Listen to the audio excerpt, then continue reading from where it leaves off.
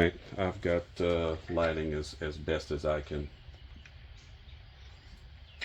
finagle with it. Okay, so we also, like I mentioned before, we have codes for malfunctioning ignition coils. So again, I'm not going to go through the process of, you know, making sure, confirming what my scan tool is telling me. Based on a few things I know about this vehicle. The ignition coils just need to be replaced. The spark plugs, they just need to be replaced. So that's what we're going to do. All right, so let's get into it.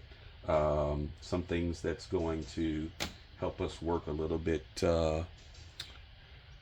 efficiently. So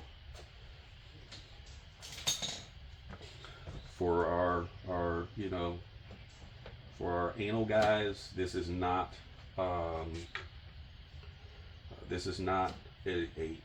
exercise in, oh, you don't need to remove that, so forth and so on. I'm removing stuff with the thought process of making it more visible for the novice.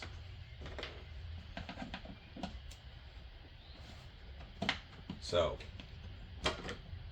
we have, again, some of these, you know, same plastic automotive clips for these beauty covers, engine covers.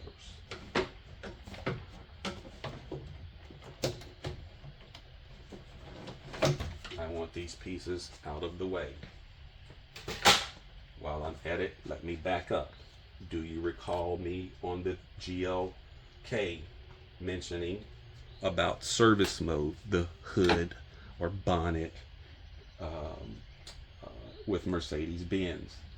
You can see I've got ample space to work here. That's because, see how we're practically 90 degrees? The hood is in service mode. What do we mean by that? You've got a red button here, and you have one on the other side. You have to use two hands. Right? The hood in regular mode is about right here. Okay, push in the red button, or actually just push up barely enough on the hood to release the tension. Push the red button in on this side. Raise it up. Slide your hand as you're walking over. Push the red button on that side. The hood goes all the way up. Okay, and this is why I'm also doing the oil change last, because again, I don't have the clearance if this car were off the ground. All right, so let's keep moving. That's how you go to service mode. And these clips were already missing. Okay, let's come to the other side. We've got one intact over here. And let's get these out of the way. Where's my flathead? Keep up with the damn tools, sir. Here we go.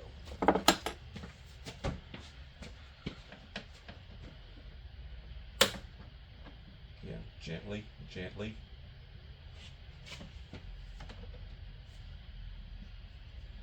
There we go. That's one. Very gently, very gently. Two.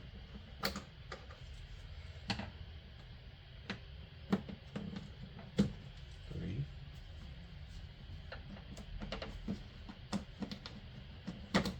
Four. Keep this out of the way. Okay. Get that out of the way. I'm going to put our clips on the plastic cover in the windshield wiper area. Okay, now we've got some more engine cover pieces. Again, they're just automotive clips with some gentle force. Automotive clips. Okay, right up, secured here, secured there, and then a rubber grommet. Secured here, secured there. Bam, bam, and then a rubber grommet. Okay. get that out of the way. Same thing on the oil filter cap. Get that out of the way. Now, here's another. Sorry. Let's get our center piece out of the way.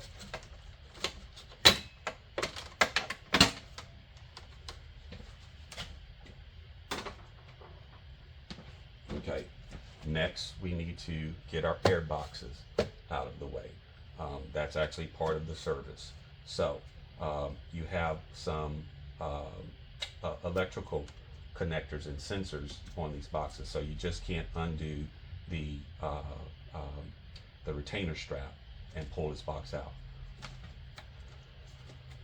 You turn and then it comes out of its housing. For the front one. For the rear, we've got the little gray retention clip that does not need a lot of pressure. Okay, so you just take a flathead, apply enough pressure to pop it out.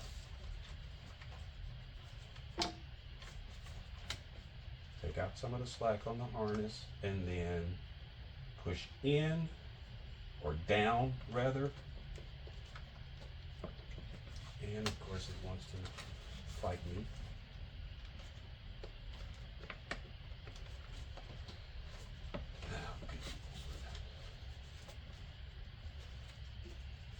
We'll use our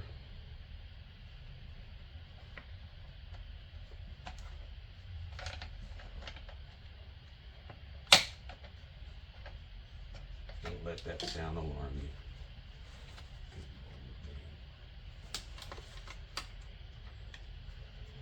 There we go.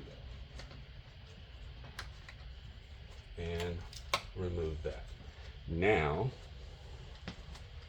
we can come over to our air box.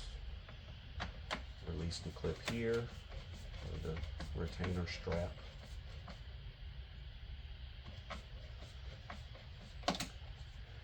And lift up on the box itself and then work it out of, okay. Now, let's keep that situated. Okay. Now, this is where one of the air, let me get into the frame, I'm sorry, let me get behind. Okay, this is where the air filters live. So again, this is a fairly simple process, so I'm going to leave the air filters for last. We need to get to the major part of this maintenance, okay? But filters are absolutely filthy, okay? But surprisingly, it's not too much debris coming out of the air box itself. So we'll move our air box off to the side. Do the same thing on the other side. Undoing our strap. That's good enough.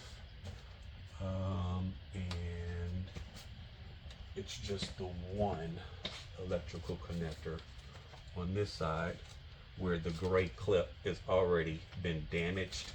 So it's missing, it's not in there. And will we get this out? Here, make it a little simple. Let's lift up on the box. And then we can actually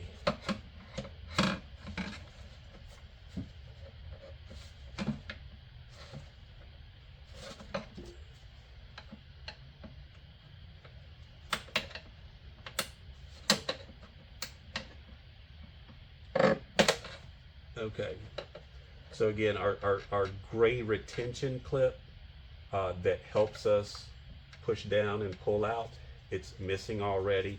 So I was able to see where the clip is, and I was just able to get the flathead under there just enough to lift up on it and move it out. Okay, so second air box. filter is absolutely filthy, and why should it not be? Because the other, and this one actually does have quite a bit of debris and leaves and bugs and so forth. So the car's not breathing properly. Okay. Now, if I'm not mistaken, I did this exact same job on the E550, and the passenger side was the culprit side. So that's the side we're going to work on first, because it is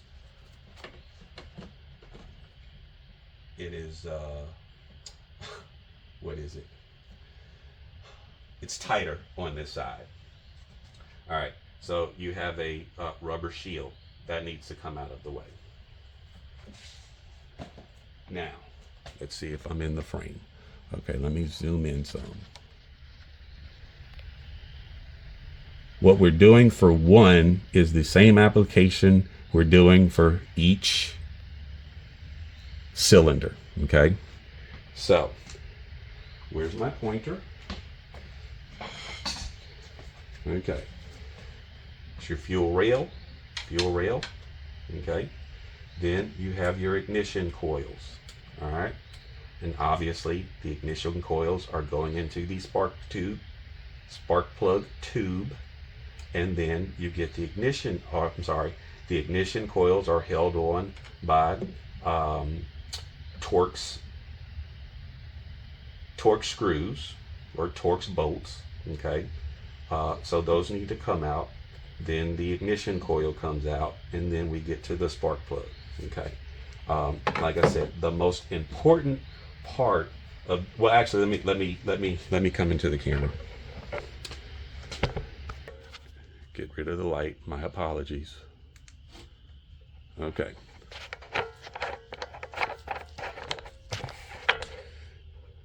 Okay. There are two major concerns in pulling the ignition coils and replacing the spark plugs. One is the ignition coil itself. If you find yourself not having to replace your ignition coils, you want to have a spark plug tool puller. So I bought one just based on the E550 tune-up that I did on that. Fortunately, the ignition coils didn't fight me that bad, with the exception of, like I said, it's just a tight space that we're working with. But I found that, I said, this job would have been easier for me if I actually had a spark or an ignition coil puller tool, okay? You damage the coil, trying to pull it out, you got to replace the coil. That's the major concern there, okay? The concern or the importance on the spark plugs, you can't just pull the spark plug, put it in, seat it, and then call it a day. These spark plugs have to be indexed. We'll discuss that when I get to it, okay? So this is an instant where torque is important, okay? And so I'm going to quote the torque spec. I'm not going to say it goes against my better judgment, but again, for liability purposes, so forth and so on, disclaimer, do the work at your own risk. I'm not a certified ASE trained mechanic, but there is a specific torque spec. It's 23 Newton meters, which equates to about 23 Newton meters plus or minus. So you've got a window to play with, plus or minus 3, or 17 foot-pounds, but it's 17.6 when you do the equation. So if you round up, 18, but we're still within that 3 foot-pound. Good Lord, what's the phrase I want to use? The plus or minus 3 foot-pounds. You know what I mean by the phrase. Forgive the fact that I sometimes have trouble finding the right words. But I'll explain why the indexing is important. But the torque process, it doesn't initiate. It sets the index. We'll talk about it. Okay. So Same deal with the ignition coils. They have these gray retaining clips, and most of these, well, all of them are already undone.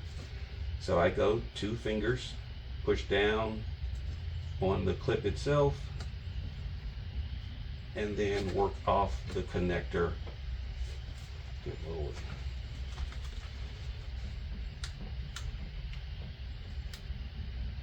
There we go. So that's the one undone. You'd be hard pressed to get these things mixed up because the harness is situated to where you only have the right amount of length for that specific coil. So it is perfectly fine to just go ahead and get these removed. All right. That one is not undone. So again, you just take a little flat head, just enough pressure to push it back. There we go. That one's undone.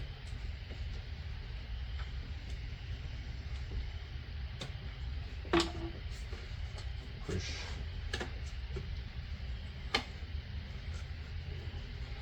Ooh. That one off.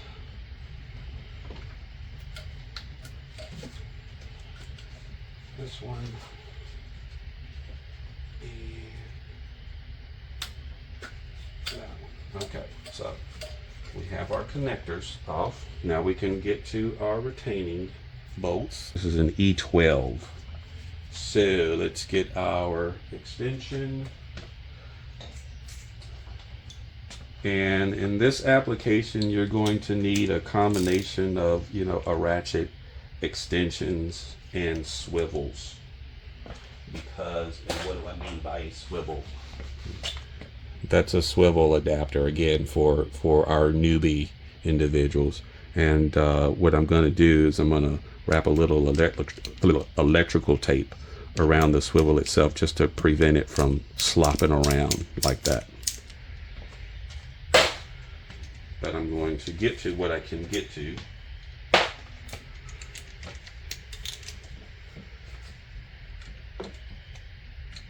Okay, that top one is an E12. The bottom one is a bit smaller, so there we go. The ignition coil torques are E8s. So that's what I mean when you're out, looking for tools. You'll have your, your regular sockets, and then you have your Torx types of sockets. So again, the rays are E's, and your recessed are, I think, are T's.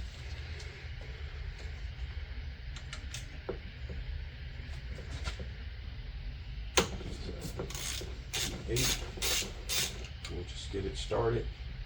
This is, now we need this one. It's already tight. Okay.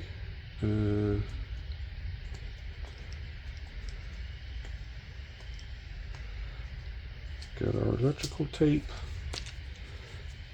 I guess this could be considered, kind of a trick of the trade, right?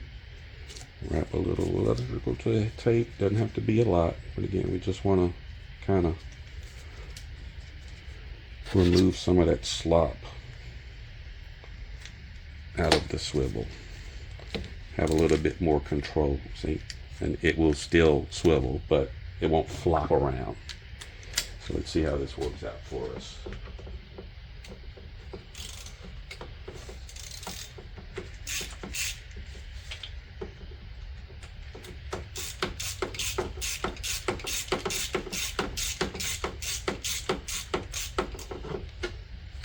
I'll be able to run that out by hand. Again, we just want to loosen these things up, and then we'll finish them out by hand.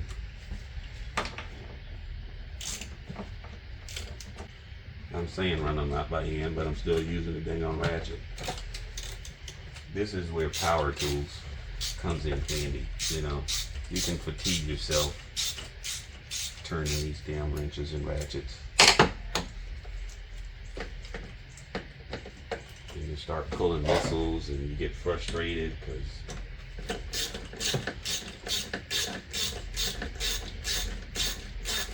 alright, hopefully that should be enough.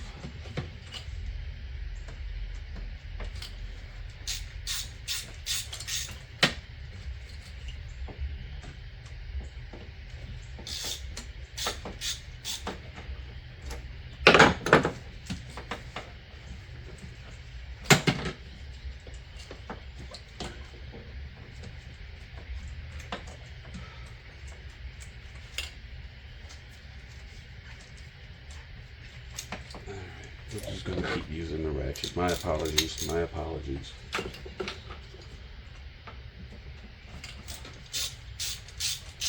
Just because you've done the job before doesn't necessarily mean, or let's say you've done the job before and it went smoothly in one application, doesn't mean you're going to have the same success in a different application. So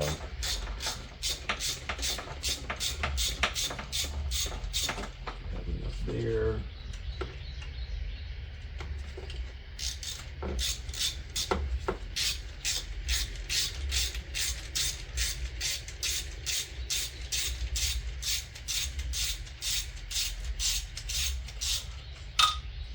Now, I was just about to say, I'm not pulling these bolts out for a reason. And I just proved one. If you heard something clunk, that's because one of them fell. So what I'm getting them hopefully out of their threaded, seat. And then I'm going to get my magnet and just pull them out. That way we don't run the risk of dropping these things down through the engine. And where we may not have been doing an oil change, and having to go underneath. Well, now we have to, because then we've got to move the dust cover, if it's still intact, to find our bolt. And you definitely don't want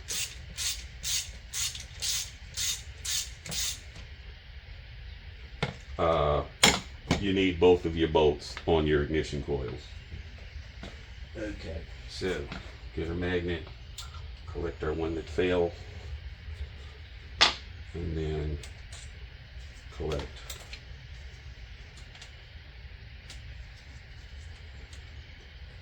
Okay, didn't come out enough, no problem.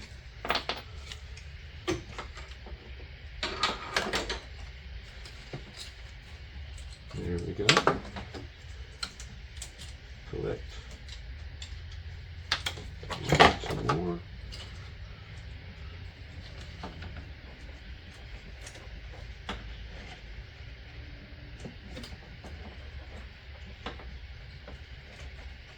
There we go. That should be released. Collect. Collect.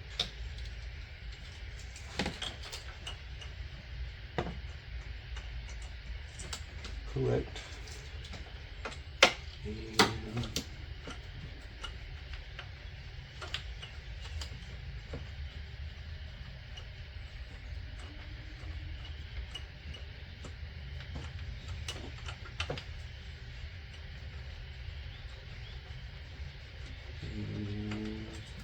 collect. So, can you grab these things by your finger, once they're loosened up? Yes, you can. Again, for our noobs, I'm just kind of showing you, what I consider to be the less stressful way of removing these bolts. Use a magnet to collect the bolts. That way you ensure yourself the best opportunity of not losing a bolt. Okay. Now let's try one by hand and then one with the ignition coil puller. So let's pull these. Now, either way, whatever method you're using, if you're not replacing the coil, okay, there's still a method, right, of being gentle, but you've got to put some force on it, because these things kind of suction themselves on top of the spark plug. All right, so I'm going to go with this second cylinder back here and see.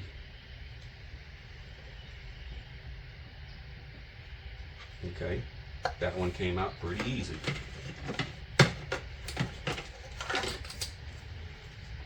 And again, if we're reusing these, it's a good idea to kind of place them, just above the cylinder they came out, and then put them back where they came from. I'm replacing, so it's not that big a deal. So let's go to number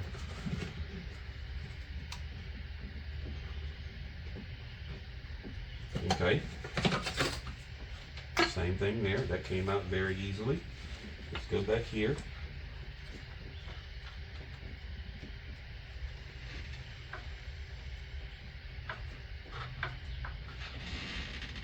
Slow. Slow. Slow. There we go. Come on. Come on. Come on, little buddy.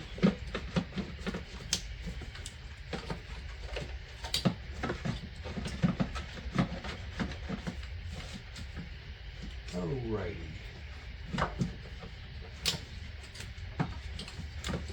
There we go. Okay. So on the very rear cylinder, you just not. I'm using the word fight very loosely, but you just kind of have to, fight, turn it a little bit, but it will come out. Very tight clearance back there, okay? And so what I did is I had just enough to kind of get underneath, kind of put my fingers back here to make sure I don't pull out the rubber boot, and then just gently pry it up. You're just overcoming the suction that's on the spark plug, okay? And then let's get the front one. Slow. Slow, okay. Now, what do I mean by a spark plug or an ignition coil tool?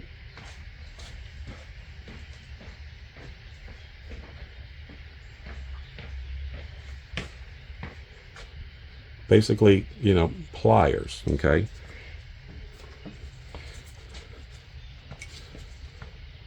They conform to the ignition coil itself, and then you'd be able to, so you got a lot more leverage and grip, okay? But you see, you can pull these out by hand, but in some applications, these things can really be stuck on there. And if you just, well, not with it, but if you try it by hand and you're just pulling and pulling and pulling, you can break this thing. You can see how flexible it is. You can pull this thing out and then it's ruined. Got to replace the ignition coil. So again, in our case, we're replacing them anyways. Just I wanted to, go through a trial and error just to see how suction they were on there. But we're good. So let's get these out of the way, because as far as I'm concerned, they're effectively trash.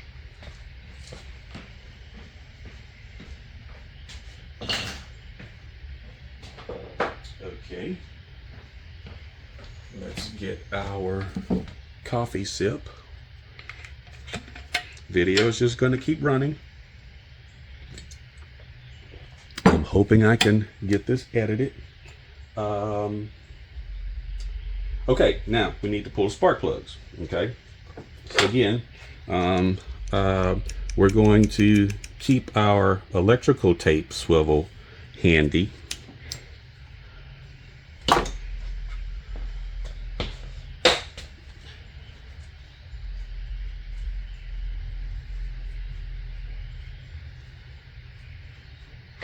And this is where the different sizes of extensions will come into play. Now, the spark plugs themselves, okay, and removing them. Let me grab one.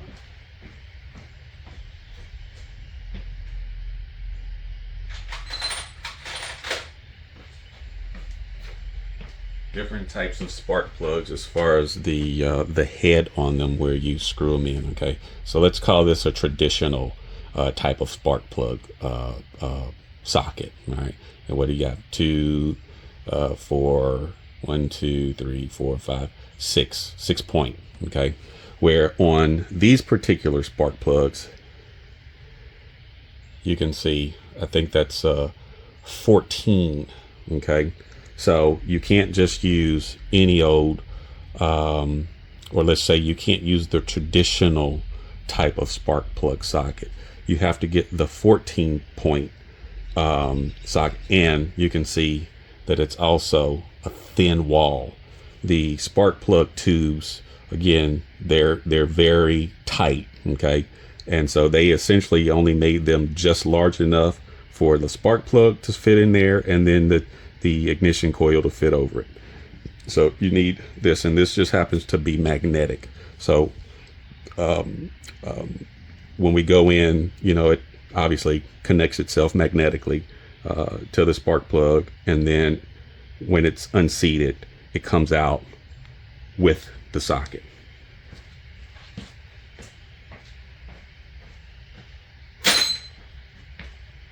Alright, so in this particular instance, just for the visualization, I'm going to work on the very front one first, and then we will go into the explanation of the indexing. Where's the damn hole? Okay, here we go.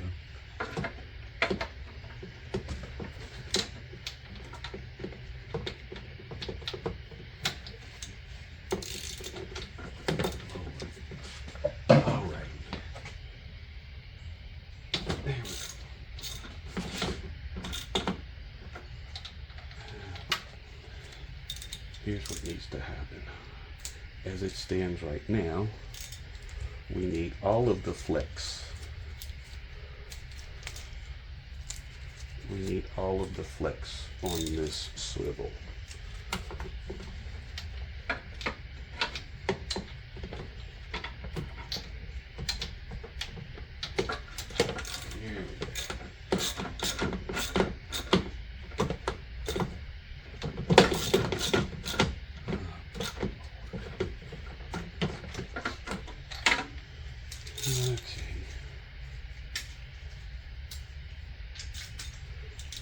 So I have the swivel, but then my socket also swivels too. So I probably have too much swivel going on. So I've removed this swivel, and hopefully I've got enough swivel on the socket itself.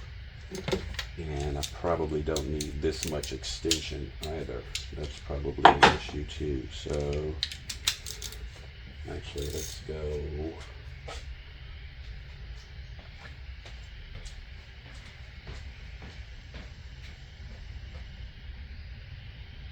Okay. Yeah, I need more tools. So I thought I had another extension that size, but let's see what we have. There we go. And that's why I say you need a combination of extensions, swivels, so forth. So the issue, I just had too much extension going on. All right, let's see. Nope, not enough.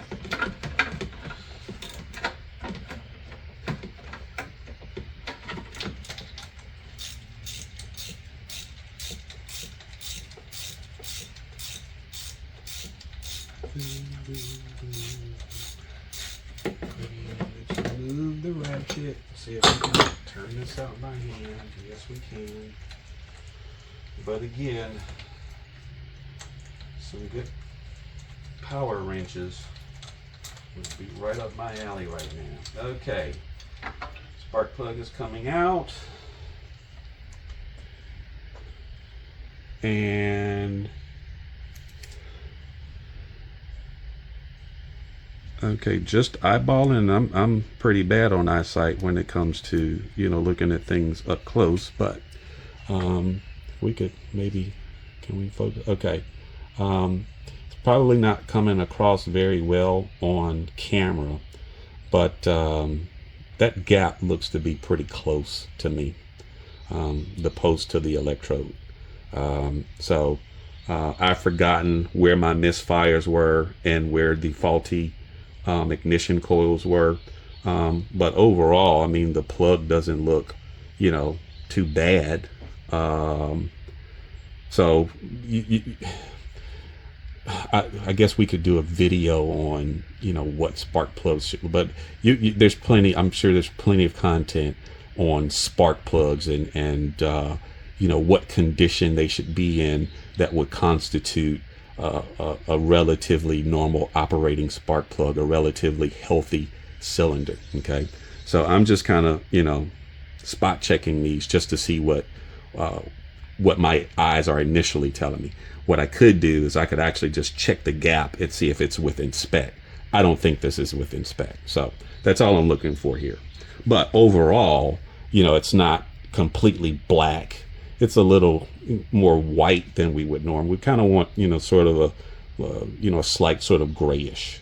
That means we're getting a pretty healthy combustion out of most of the fuel that's being injected into the cylinder. Okay. Now, I'm just going to flip the camera. We're going to go into the explanation. Let me get rid of the light. My apologies. Going to get into the explanation on the purpose and the importance in this particular engine of torque. Let's call it torque to index. Okay. So, again, as you can see, you have, let's call it a firing side, all right, of the spark plug. Okay. And what I mean by the firing side, where we could safely define as it's a direction. So it's not to say just because the post is pointing that way that it's firing out. No, the firing, it's going from the electrode to the post. Okay. Here's the explanation. And let's try not to get too down in the weeds. But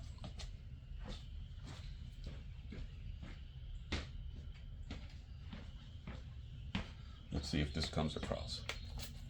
Okay.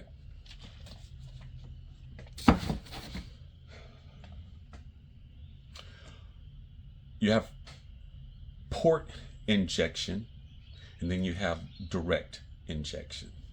To keep it simple, again, an engine, it's nothing more than an air pump. Okay, sucks air in, it compresses it, obviously with some fuel. Okay, it compresses it, it ignites it. I think I've got ghosts.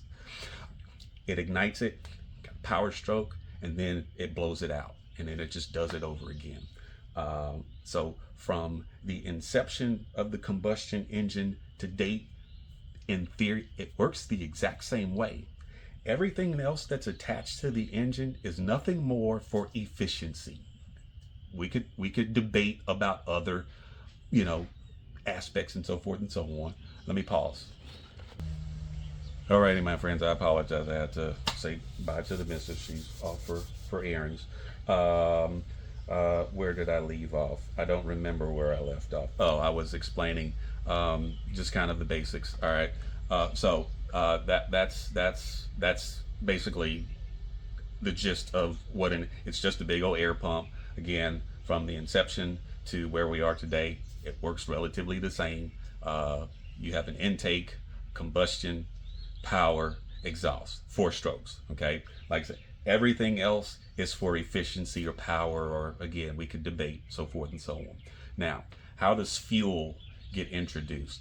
It gets introduced either through the intake port, so your valves, okay, the intake valves, an injection of fuel, we kind of spray over the valves, and then it mixes with the air, okay, or direct injection, meaning that the injector now is separate from the port, the intake port. Instead, it's going directly into the cylinder, direct injection. The point of that is, let's call that the cylinder. This is the injector, okay? What's happening is the way healthy injector, again, this is the gist of it. It's not the exact spray pattern, but the spray pattern is somewhat of a cone. Okay, cone. Let's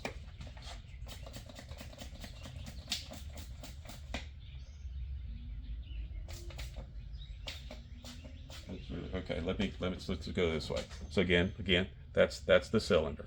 Okay, let's see if I can illustrate. There we go.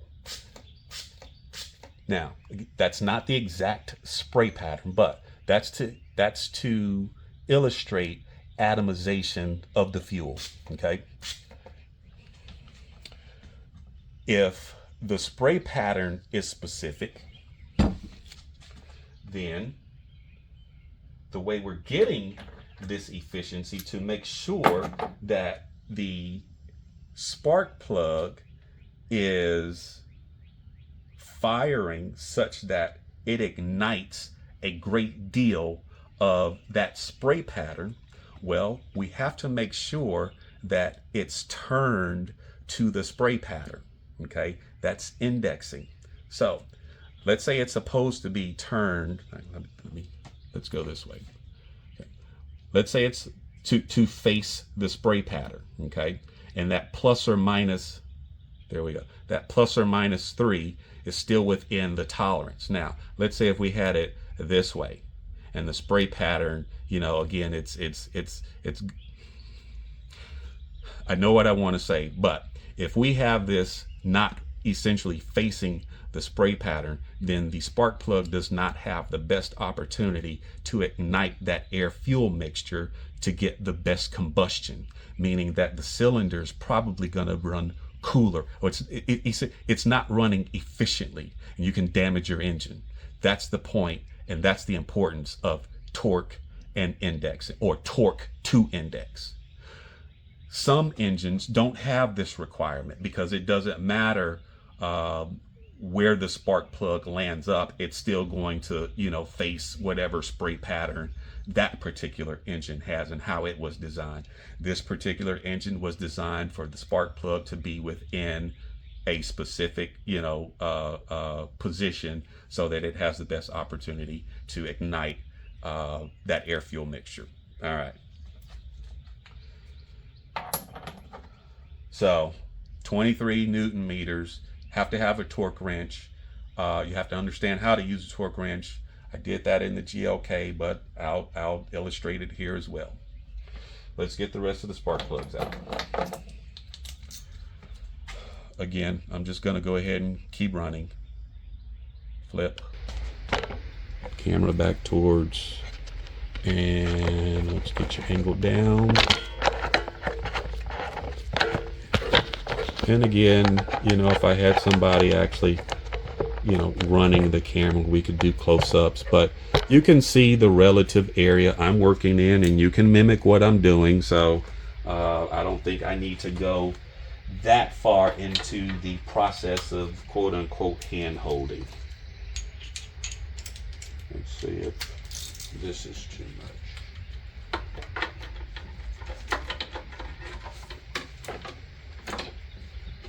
Okay, so in this instant, I have enough extension to where I can get it in there, get it seated on the spark plug, then position myself. So you gotta go through some different positions and angles to make it work, but it will work. There we go. There we go. And in this particular application, I can't keep the ratchet on because I'm starting to run into this little heat shield here. So before I get too far to where I won't be able to get the damn thing out, I'm going to take it out and hope I have it loose enough to where I can finish it out by. And of course not. So let's take that out. And you can see I've got a little stubby extension. So let's put that down in there. But we'll keep our fingers on it.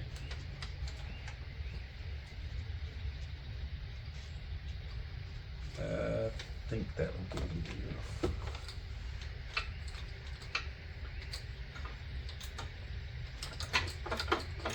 Yeah.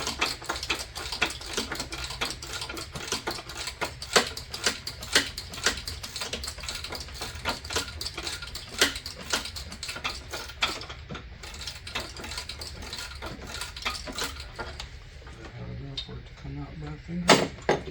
Yep. All right, we'll take that out. Put a little bit more extension on there.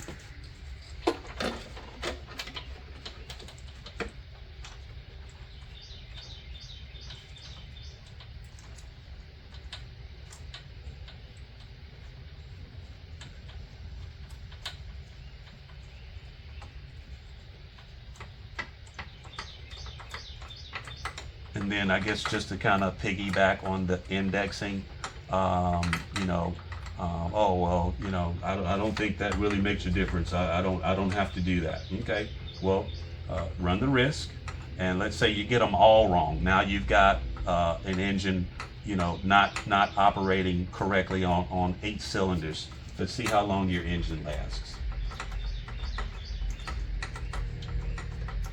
Some things I'm anal about. Some things you do as the manufacturer intended.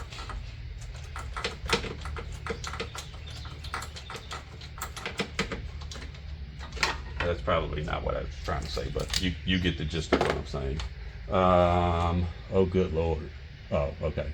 I thought that gap was damn near closed, but it's not closed, but it certainly seems to be larger. And let me come in front. And I'm not going to go through every one. You get the gist of the thought process. We're just looking at the plus, but again, it probably is not coming across, on the camera very well, but when I look at this by eye, the gap seems to be pretty big on that. So again, no big deal. Let's come back to the front and see if we can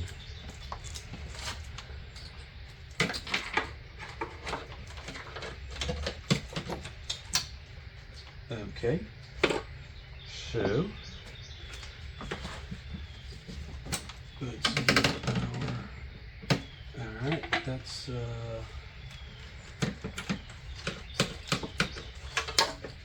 very tight. So let's take off our little stubby, and we're gonna go with what is that, about 4 inches, 3 or 4ish. Oh, let's get it in there first. Seat it on the plug. Bring in our ratchet.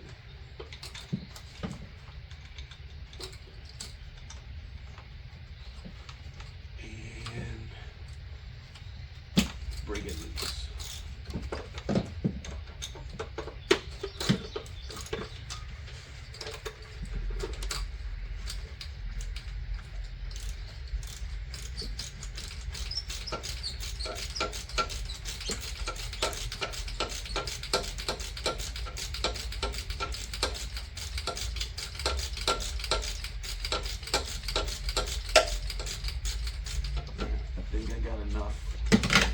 Finish it out by fingers. Yep.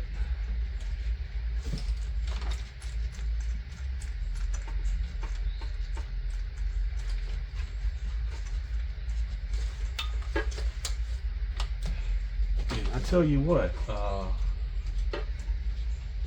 these back two on the 550, for whatever reason, they really gave me a fit. So and I'm almost positive I was working with about the same amount of space. This engine is crammed in here, but these are actually coming out surprisingly well. So hopefully you have the same sort of success. But let's not count our chickens.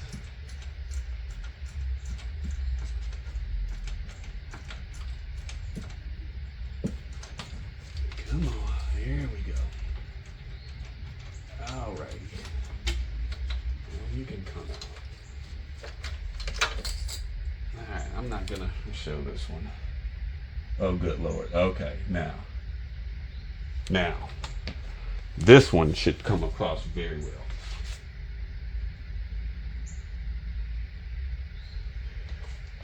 Bear with me.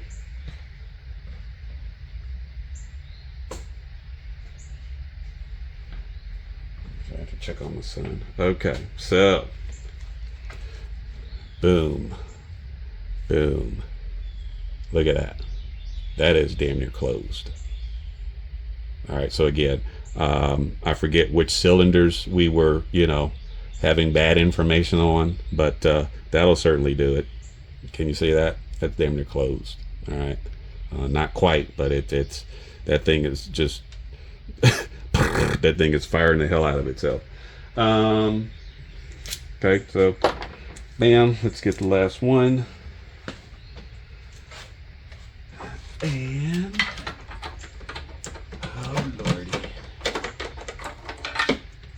yeah, this is very tight back here.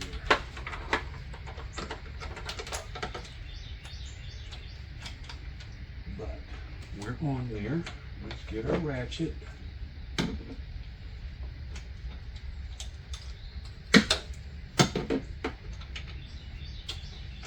on.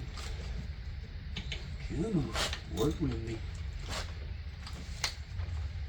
Okay, there we go.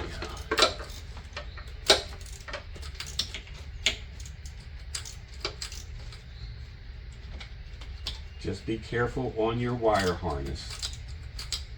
Don't rest on it. You don't want to break any connectors.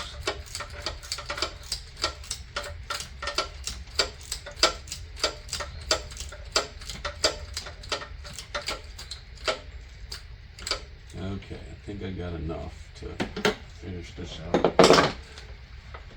Okay. This is where gloves, at least for me, just become cumbersome. You're not getting the grip you need, and they're actually disintegrating. So, get those in the trash. And there we go.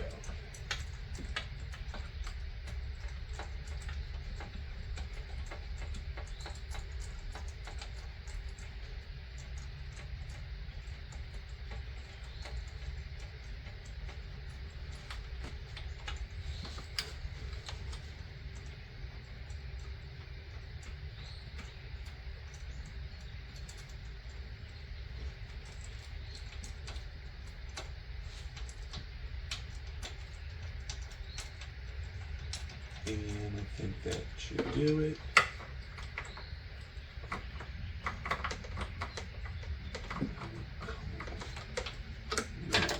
Yep. Okay. Oh, good Lord. Okay, so it's not closed, but it is pretty dirty. And we've got some remnants of oil. It's wet, but it's wet on the thread. So we've possibly got a potential valve cover gasket leak. But it's not, flooded. So, again, possibly something to add to the list for future. But again, it's not coated, but it is wet. All right. Or it's not flooded with oil. So not a major concern, but, and it is pretty, it's pretty black. So, not anything that we didn't already know based on what the scan tool told us. All right. So we've got 4 spark plugs out. For me, as far as I'm concerned, they came out relatively simple. Again, I'm recording the video for your purpose. So in theory, if I were working and I found that they were running this smooth, I'd probably already be on the other side by now. All right, but let's go have a seat actually real quick. So I'm gonna flip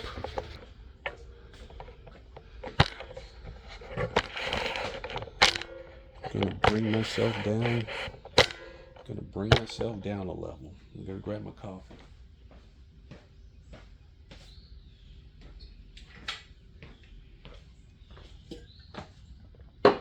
Oof. So, let us have a brief conversation on spark plugs. Okay. And again, we're going to open up a potential avenue for debate. All right. In theory, when you order a spark plug, and let's just speak on what we have. Okay. We're working on a Mercedes. Between, you know, your European brands, Mercedes, BMW, let's throw Jaguar in there. Again, these manufacturers, this is not the days of old, and I'm only bringing Ford into the picture as an example. Okay, but you know, back in the inception of Ford, I mean, it was a juggernaut. Not only from you know, the car it was manufacturing, but the business units it had in place to manufacture. So, and that's, it was true manufacturing. Okay, i.e., they had a foundry. You've got a rail yard. You're making the steering wheels. You're making the wooden wheels. You're making the transmission. You're making the components to make up the transmission. You're making brakes and so forth and so on. You know, maybe you might be outsourcing, or you may have a vendor for your tires, and you may have a vendor, you know, but let's say, you know, 90% of the vehicle is made by Ford. You skip forward today, it's more assembly than it is manufacturing. So I'm throwing out a percentage. It's very loose. It's for an example's sake. But let's say 60% of your vehicle is Mercedes, and then the other 40 is other manufacturers. Somebody makes the seats. Somebody makes the steering wheel, you know, the hub itself, or the steering wheel. Somebody makes the airbag. Somebody makes the sensor. Somebody makes the spark plug. Somebody, you know, obviously makes the tires. They have vendors. So a good deal of your vehicle is not specific manufactured by said brand. Okay, I'm not picking on anyone. I just want you to understand. So with that in mind, what happens is the manufacturer sends out specs. Hey, my buddy, it's Kitty Kitty. Kitty Kitty has entered the room, everyone. That's a neighbor's cat. Nicest cat I've ever met in my life. He's cool. He's the only thing that comes from outside that's welcome in the house. So the OEM sends out specs for their spark plugs. Here's the specs for the airbox. Here's the specs we want for the lighting or the headlamp assembly, so forth and so on. Okay. So with that said, when those specs go out, we've got to have spare parts, right? Because we got to keep the car up, especially if it's brand new.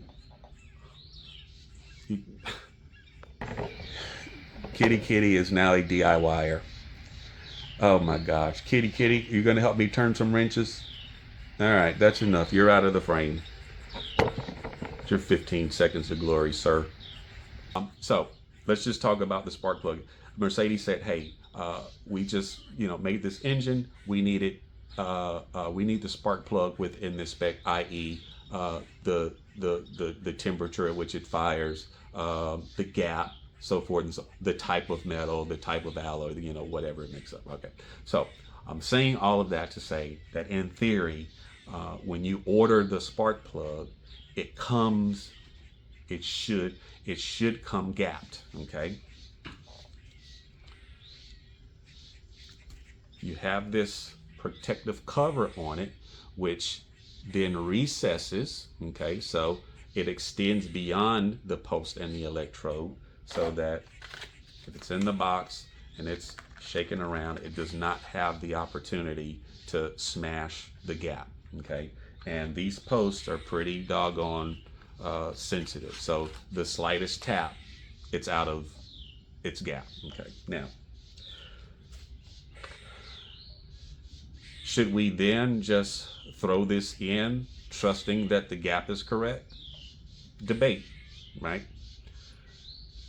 I still, and okay, the other issue in the pre-gapping is, again, spark plugs have become more technologically advanced in the types of alloys, and the electrode could be tungsten or whatever type of metal that they use. You can't necessarily see it, but it's kind of tiered, where there's a larger diameter and then it steps down to a smaller diameter. If we use, let's say, a traditional, here we go, hey kitty, come over here and get your rubs, cat. Come on. Alrighty. Making a video, we got to keep talking to our people. Okay, if we use the traditional, basically a crappy ass gap tool, one, more than likely this metal is probably softer than this metal, so you go to gap it, well, you're digging in and you're actually wearing away the metal, so you're not getting a true gap. Here's what I mean by this. Let's see here. Okay, can you see the scarring there? I stopped using this a long time ago. In fact, I only use it to illustrate this fact, okay? So there's the potential for the gap to be off. So, crap. Then you have these wire type gaps, all right? And I'm sorry, before I threw the crap away, the other issue with that type of tool is, as you're going on, you could potentially break the post, the electrode, okay? So now with the wire type, you've got, your different sizes on the wheel, and then basically if you can fit it there, or when you can fit it in there, it's not actually using the wire to gap. You would use this end, kind of just open it up to the point, and then when you've got your gap. So this is the better tool to use. Now, I went through all of that and I've damn forgotten the friggin' gap setting. I think it's 0.38. I'm gonna take a pause. I'm gonna look it up real quick. So you can check your gap setting and what's required just by going to Bosch, or if you're using NGK, you can go to NGK. I would imagine if you've got, AC Delco, so forth and so on, they should also have the same sort of scenario. But for Bosch, we're going to go to Bosch.com. We'll go and look up this particular spark plug, or we can actually look it up by vehicle. And then when it gives us the recommended spark plug, it'll also have in the information section the recommended gap, okay? Which this should already be set at. So I'm gonna go just confirm, then I'll come back, I'll show you what we're gonna do just to check that. So that process will then go for the other 7 spark plugs. I'm gonna just confirm the gap setting before we put these in, because again, because the engine is so tight in its tolerance with the indexing, we want to make sure that the gap is also correct. All right. And then actually another thing that concerns me is why on that one that we found that was closed, why is it closed? And I find it very hard to believe, but did the piston come up and freaking punch it? I find it hard to believe, but maybe it just got a little too hot and it deformed on its own. But that's a question you should be asking yourself, okay? Because the gap should widen again if the expansion and contraction rate of the metal goes through so many times. You know, maybe it should be open more, but damn near closed. Pause and take a break, or to confirm the gap setting. Be back. Okay, I am back. I think I said 38.38 thousandths. It's 32. So stock plugs are gapped at 32,000. So we just want to check that. And on my wire type spark plug gap tool, again, we've got the different gap settings. Okay, so as you can see, here is our 32 thousandths wire. So we'll just see if that, and eyeballing it, it necessarily shouldn't, you know, go through. Um, but it's just at the point to where it's about to. So I'm gonna call that just fine. Okay. And so that's what we're going to do. We're just going to make sure that the gap is within the gap tool settings, just confirming that they're set. All right. So again, I'm not going to show that. That gives you the gist. But if we did need to adjust, again, that's what this end is for. So we just kind of come in from the back, get our leverage, and just essentially, I mean, you can just kind of, I mean, you don't tap that lightly, but you're just giving enough pressure just to barely bring that post back some, and then you would check your gap again, right? Okay. Now, let's say the thing is wide open. Okay, well, damn, this is just completely out. Then what you would do is you could use the tool itself, or just kind of go down on your garage concrete floor, or, you know, I've got, you know, a little workbench here. So essentially we could, let's get it in the frame, you know, just kind of tap, tap, tap, tap, tap, tap, tap, tap, tap until we get it closed enough to then start, you know, setting the gap. So that's how you could gap the spark plug if it is out of spec. But like I said, with what we have here, what the gap tool is showing me, I am fine with that. And look at there.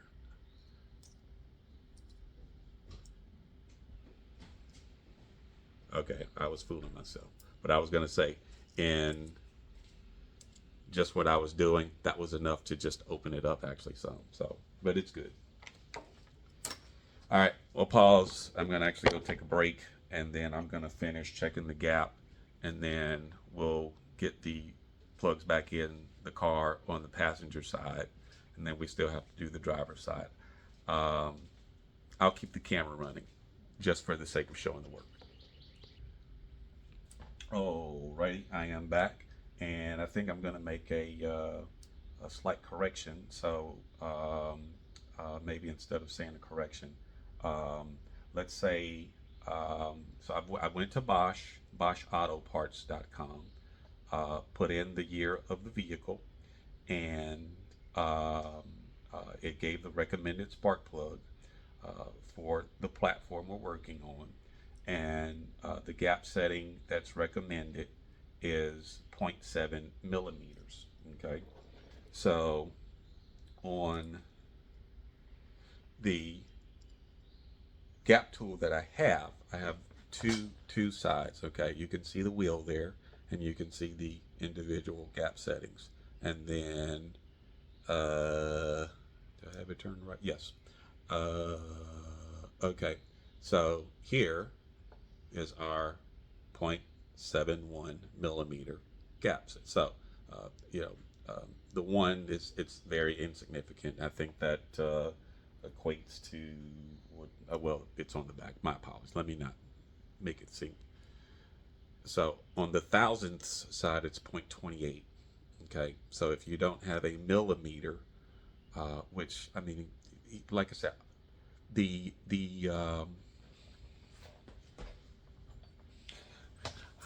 I'm not disparaging this tool, but For me, this is not an effective tool because again, the metal can wear away, and then now your your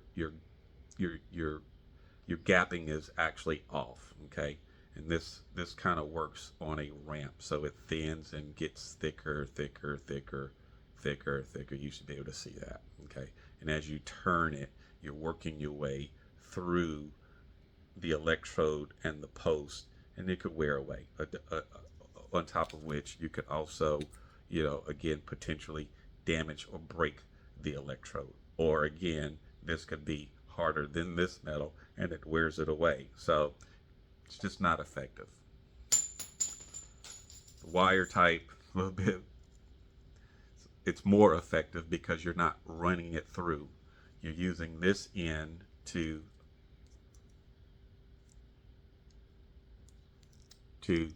adjust the gap.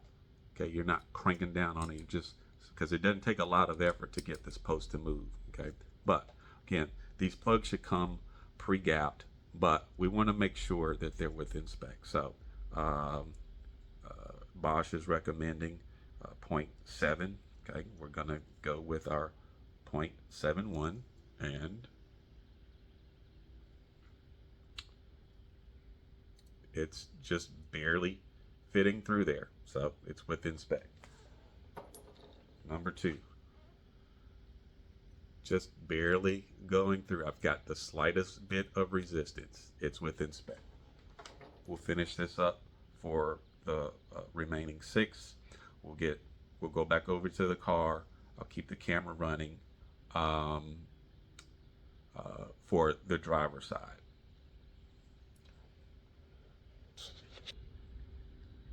Piggyback and follow up. What happens if the plug is out of spec? So again, one way to adjust is to use this end. You'd get the opening onto the post, and then you would just barely, tap, tap, tap till it opens up enough to where you can get your wire through, and it's just barely snagging. Now, if it's just completely wide open for whatever reason, then you want to find a flat, hard surface. So you could go with, your garage concrete. I've got a little work table, but essentially you would just tap, tap, tap, tap, close it up there. Again, it doesn't take a whole lot of force to get this thing to move one way or the other, to get the post to move one way or the other. So you can tap, tap, tap, tap, tap, tap it close, check your setting, and so you're going back and forth until that wire is just barely snagging through the electrode and the post. Okay, so the new plugs are just fine, but I'm just curious, and I promise I will never mislead anyone. I promise I have not gone over to the old spark plugs, but I'm just curious, just for giggles. Okay, we already know we've got one major issue with the one that was already closed, so there's no point of checking that. But I'm just curious. Let's see how far out of spec these things have gotten themselves, if any. Again, I've got bad eyes, so that's the one that's completely closed. There's no point in checking that one. Not completely, but damn near. 0.71. Okay, a little bit of resistance there, so that's fine. Same thing there. Okay, so the eyes are deceiving somewhat. A little bit out of spec, not by much though. So actually, they weren't that bad on the gap itself. But again, this one, beep, no go, no. All right, let's get back over to the car. Let me come back up to you all's level. Raise myself to you all's level.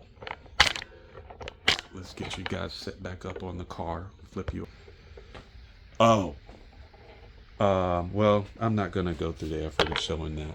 But the auxiliary battery, that thing is toast.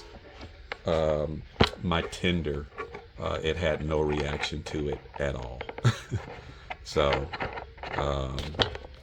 and that's not a definitive way of saying that it's toast, because my scan tool, there's actually accessories you can buy for it. It's expandable, which I do not have. I don't have the battery tester. In fact, I don't have any accessories for it. I just can't afford it. But I can't imagine I'd get a different result even if I had an actual battery tester.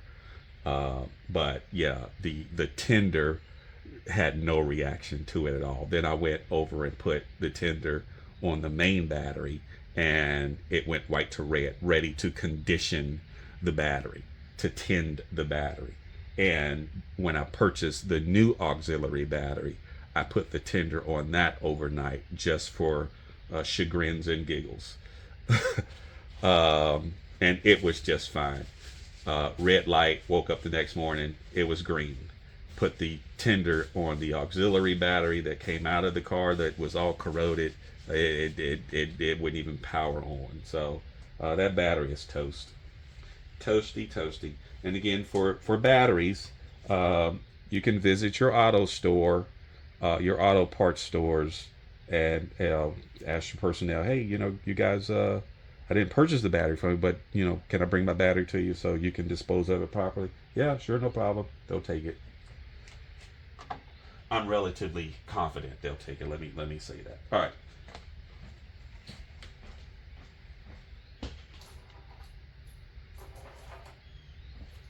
Bringing over 4 new spark plugs. I'm going to place them strategically. Probably not in the best location, but it works for me. Okay, you drop a spark plug, you better go and check the gap. I don't care if you think you caught it and it just hit your foot, and, well, it didn't even touch. Well, you better check the gap. So, and as we're putting these in, what I'm going to do is, are you all in the frame? Let me see. Okay, yes, you are in the frame. Let me turn on my light. Shed a little bit more light on this situation. Okay. I'm not going to answer any questions or debate any comments. Do not put any lubricant on this spark plug. Okay. Fact of the matter is, it makes for a condition or scenario where you can over torque, and then you run out of spec, and that's it. You can potentially over torque this, and then the spark plug is not indexed correctly. There is no need to put any lubricant on this spark plug at all. Again, I'm not going to debate it, so forth and so on. I'm right, you're wrong if you think otherwise. There you have it. And I'm smiling, I am smiling, but I'm right, you're wrong. And sorry for the light. Let me do that again. I'm right, you're wrong.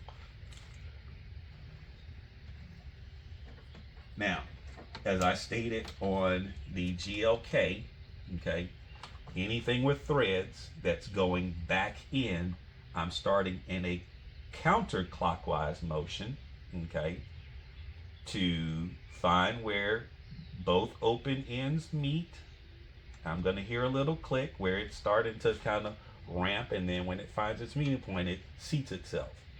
That way I know I am not cross-threading.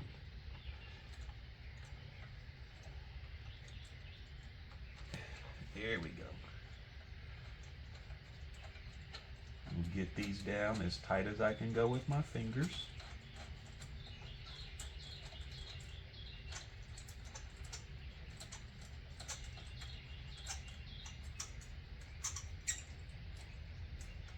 Okay, when I can't turn anymore,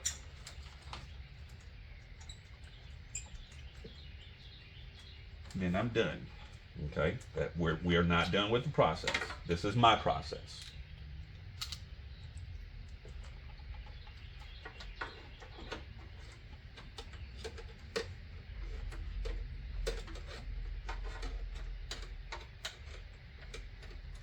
Do not also So let's just pretend that our spark plug is on the socket, okay, and then your extension is on the socket, or the extension is into the socket, right? So I'm sorry, the spark plug is in the socket, the extension is on the socket, okay? Even if we had more than enough clearance, do not just let the spark plug drop in there. You guide it in there. If it drops, it has a potential that it's not lined up with the spark plug hole. It hits the post and then it's out of spec again. Gotta gap it. So you guide the spark plug down to the hole. Like I said, start with a reverse. You'll feel it ramping back up, and then it'll drop and you'll hear a little click. Then you go in clockwise.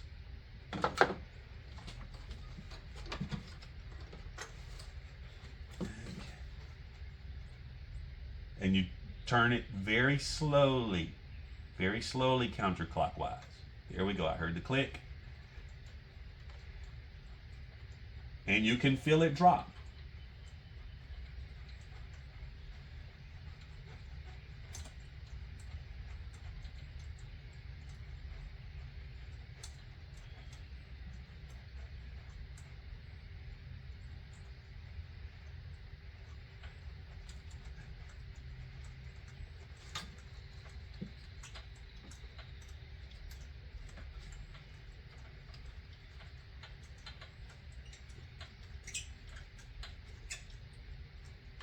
Okay, finger tight.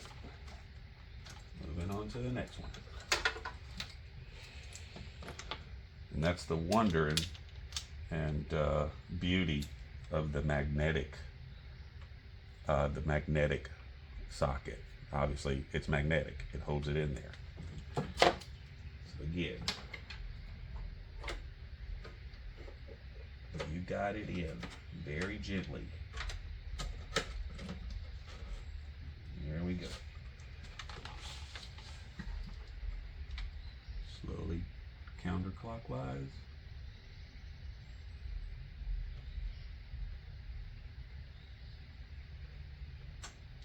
There.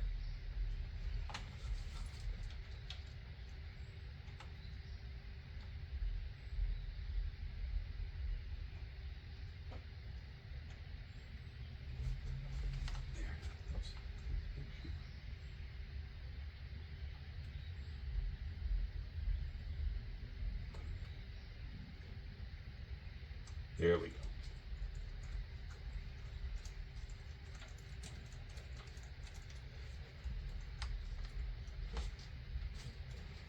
And I tell you, if you are going to potentially cross thread something, the last thing you want to cross thread are spark plugs.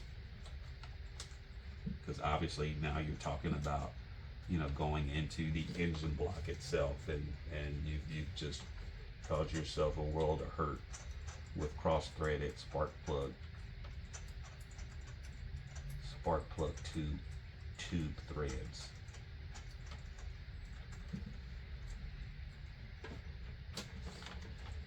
And all right, that's about as much as I can go on that one with my fingers, so it's not completely seated. And here's another, which again I'm not going to debate, but the new spark plugs, you know, once I find where the threads meet up, they're going in just fine. So there's no reason to lubricate these spark plugs at all. And the manufacturer also does not recommend it. Okay, so again, I'm right, you're wrong. That's if you're indifferent with the statement.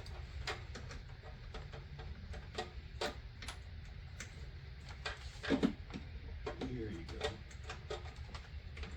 Again, I'm being careful not to rest, you know, on any sort of electrical harness or plastic tubing, because we don't want to create more issues for ourselves. So let's get you off first. Now, there we go.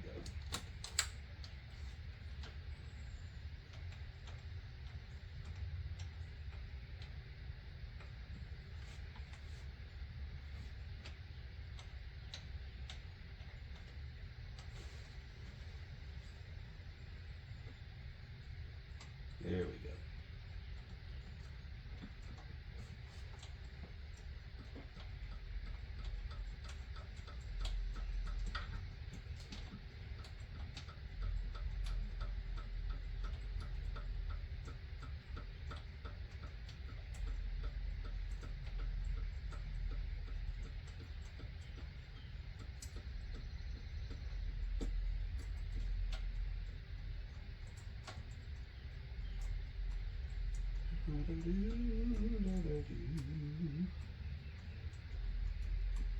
Okay, now that was in finger tight. Okay, so this is a bit, just making sure. Okay, now we can debate this because I'll agree that this is probably a bit overkill, or maybe a process that does not need to be done. But the reason I'm doing it is because of the nature of the tool that I have and the nature of the space that we're working with. So, here's the ratchet I'm working with, okay? But here's my torque wrench, okay? And you can see that there's a significant difference in the width, okay, and the profile. So what I'm going to do is I've got them finger tight, okay? Now I'm going to take the rest of the play out very slowly. Well, let's say very gingerly, not very slowly, but very gingerly. I'm just going to now seat the plug, okay? Once I've can feel the resistance, I know it's met its bottoming out portion, then I'll finagle with our torque wrench because, again, we've got a very tight space in there and I've got a pretty thick tool, okay? Oh, Lord. Just open the door consistently for plenty of negative comments there, or suggestive comments, rather. But, you know, it's going to take some finagling to make sure that we get that accurate click on our torque wrench. So, if you have a more efficient way, then by all means, but this is the way that I'm going to do it. Okay. So I'm just going to take the rest of the play out.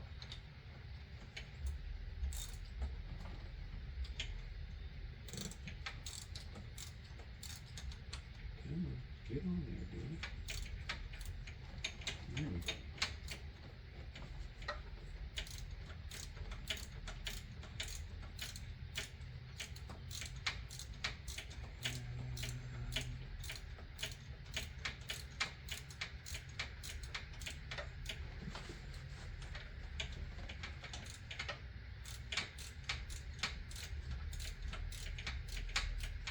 There we go. Okay. Boom. Resistance. Just barely. I know it's bottomed out. That's it. I'm going to take, let's see if I can actually get in there. So, yes, I can. All right. Now, like I said, the recommendation is in Newton meters. Newton meters can be converted over to foot-pounds, okay? So, I don't want to make this an exercise in conversion because I am not a math whiz, but 23 Newton meters is about the equivalent of 18 foot-pounds. So, this is very hard to see, but this is pretty much it's a small torque wrench. I've got one that's a little longer and can handle more torque. You've got electronic torque wrenches that also have indexing with degrees and so forth. I mean, you've got sophisticated torque wrenches. This is, you know, For me, this is about all I need for now. I would love an electronic one, but this works just fine. Okay, so you have a loosening and lock and a lock dial here. It's not the official term. Then you have your increment. Good Lord, let's loosen that all the way. Then you have your increment dial, i.e. 1, 2, 3, 4, 5, 6, 7. Okay. Then you have your whole numbers. So let's see if I can capture. Well, there it says foot-pounds, and then this is an 80 foot torque wrench, 80 foot-pound torque wrench. So it maxes out at 80. All right, or we could actually say 89 because we can go in increments. And if you can see, well, you can't really see. So the indicator, so you've got the number here, and then there's a line that, you know, points to the 80. It goes down, and then it ends at a mark on this center line.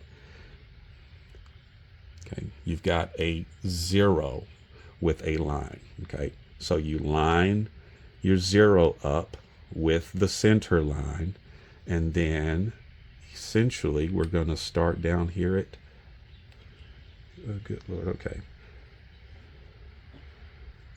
so we're on 10 now. 11, 12, 13, 14, 15, 16, 17, 18. And you'll kind of see that, well, you should, well, I wish you could see, but we're kind of just below 20. So we're at 18 foot-pounds. Then we will lock it down. Okay. If you ever drop your torque wrench, you need to have it recalibrated. Okay. Now, uh-oh, I just moved.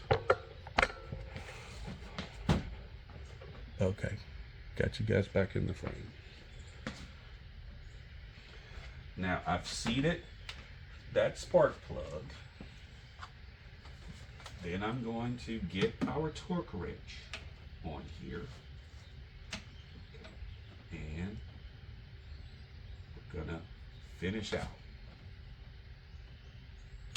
Now, hopefully you heard the click, but the way it's operating is the setting.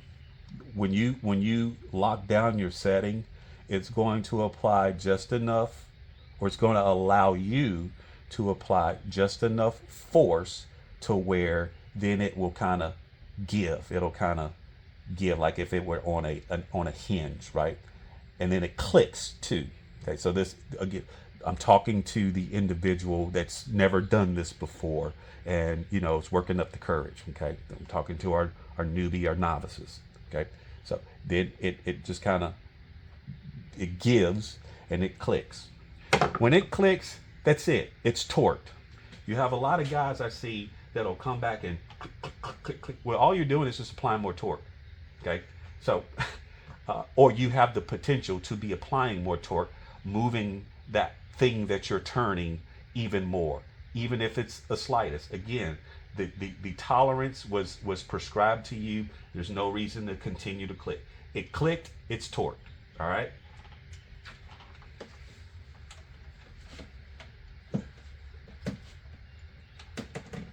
Get the wrench off. I'm sorry. Get the ratchet off. Move to the next one. I think I've got enough clearance to. Uh-oh. I just had a little piece of a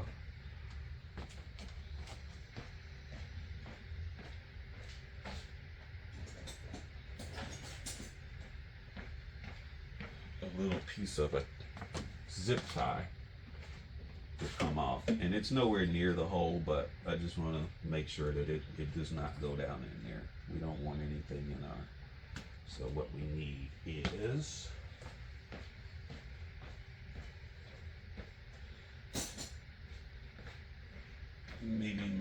my pick can get there. I just need it out of there. So where are you? Yeah, it's long enough.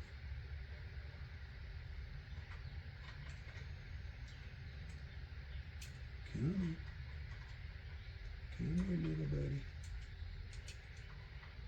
You do not belong in this repair. All right, let's make your YouTube debut. That's what I fished out of there. Don't want it to fall down in our spark plug tube. Bye-bye. So let's just go back. And again, that's just kind of what I mean by be careful about, you know, what you're resting on, or hopefully not resting on and using for leverage. So let's not get overconfident.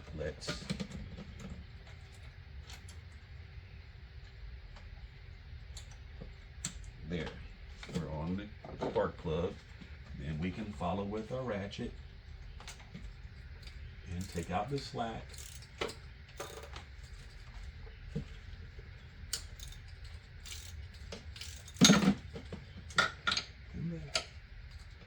Taking out the slack.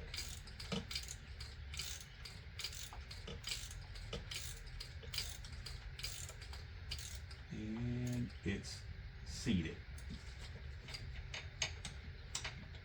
I only applied enough force to seat it. Can I do this with the torque wrench? Absolutely. Yes, you can. Should you do it with the torque wrench? Absolutely. That's what it's made for. But again, just in the tight space that we have, I want to make sure that I get the accurate click that I'm looking for. So I'm just going in a two-stage process. Get the torque wrench on there.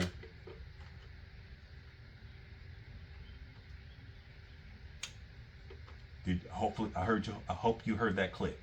It clicked, it's torqued, it's indexed. Leave it alone.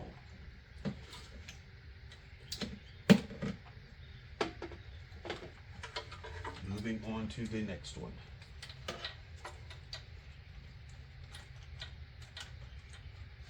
Got it on there. We'll get our ratchet on there.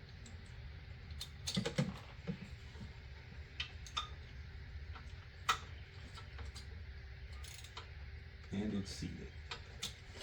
Get a torque wrench. Okay. All right. And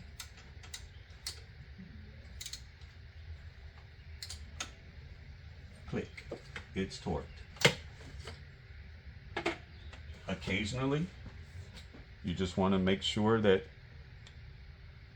your lock dial is still intact, and then you just want to make sure that the setting is still right, and it is. That it hasn't moved.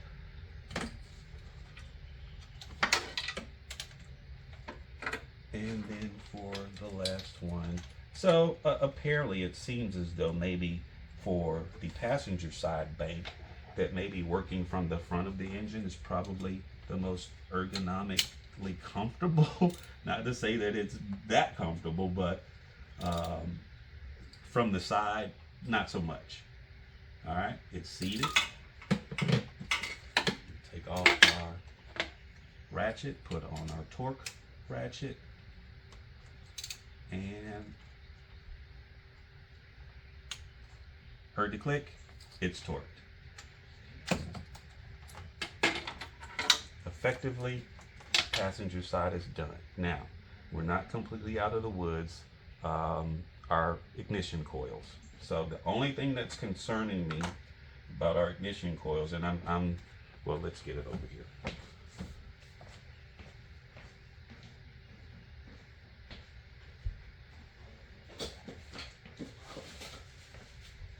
Let us get it over here. So I sourced ignition coils,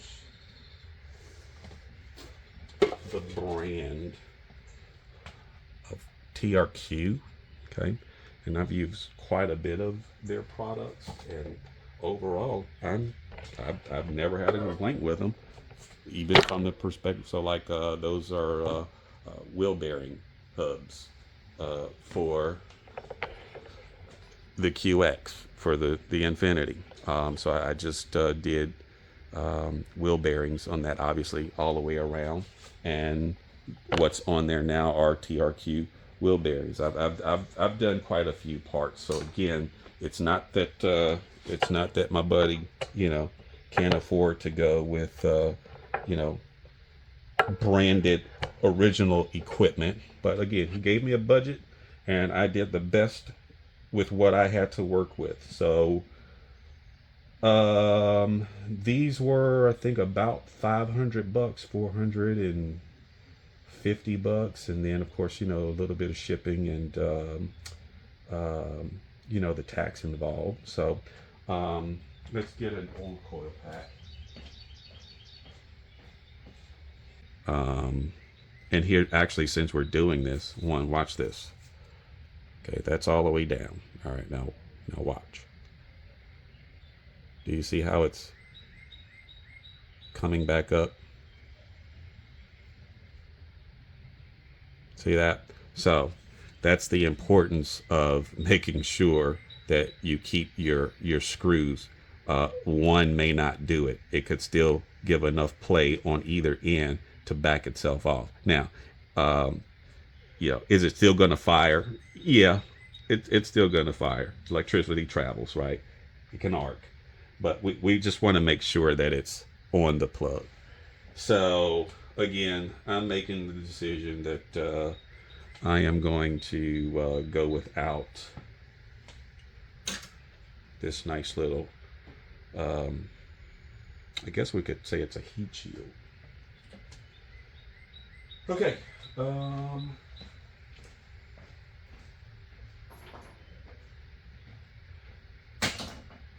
I can tell you, and again, I have to, you know, I have to talk my tail, but I don't have any dielectric grease, and what I want to do is, let's pull this back off. I want to at least be able to, you know, coat the porcelain tip of the spark plug, so that there's, you know, some sort of lubrication between the ignition coil and the porcelain portion of the spark plug. So the next time that we have to service it, it won't, you know, it won't, again, it'll come off just as easily as these came off. But unfortunately,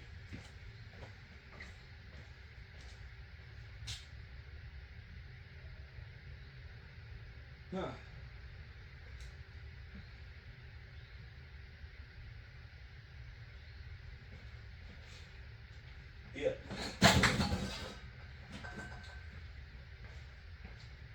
I do not have any electrical grease. In fact, I don't even have any Vaseline. So, in the sake of possibly pissing some folks off, okay, but I'm going on the fact that you know, something is at least better than absolutely nothing, even though it's still going to be the equivalent of turning into absolutely nothing, because silicone is not going to hold up to, you know, the heat. But I'm going to go again. I've got my Yamalube product, silicone protectant and lubricant. So I'm just gonna spray a little bit of silicone into the ignition coil itself. It's not going to last, but again, you all can't say that I didn't at least make the effort.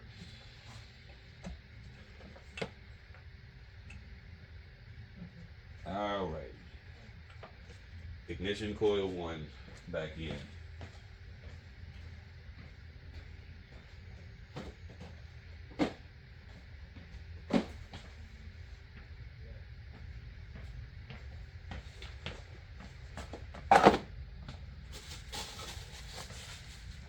And when I say ignition coil 1, as I'm counting, that does not mean that I'm saying cylinder number 1. Okay, and again, it doesn't really matter because we're not in a situation where we need to identify what cylinder or what bank we're on. I'm just counting in general. We'll go with a little bit of silicone spray. And then we'll get number 2 in.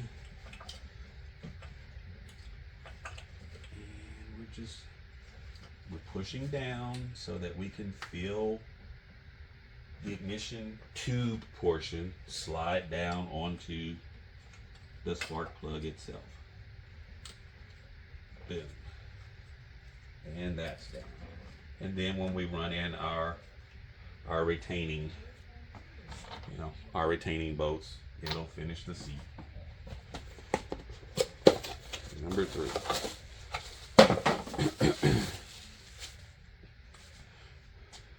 A bit of spray.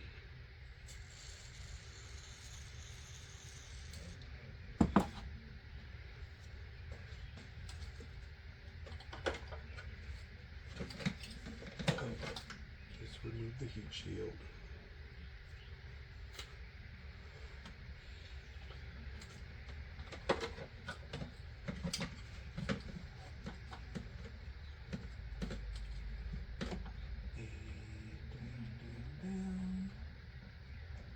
On there. Okay, so let me actually I've got okay. So here's what I mean. So okay, you can see the grease. This is on an old one. Okay, again for our noobs, you would just do a little bit on the electrical part, and then like I said, just a tiny little smear on the porcelain part.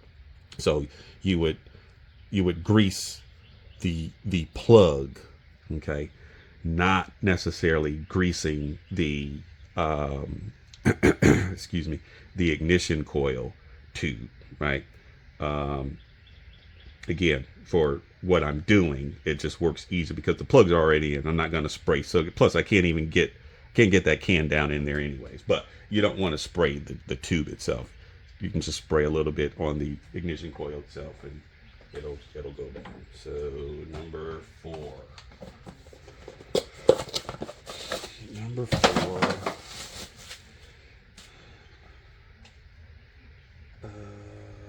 Here's your can.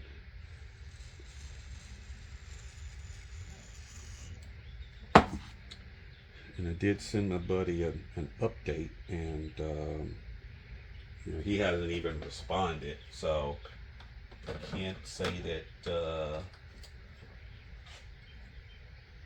he's thoroughly concerned about hey, my car done. He's not bugging me about it, but I think for the next side, well, I'll just keep the camera running. But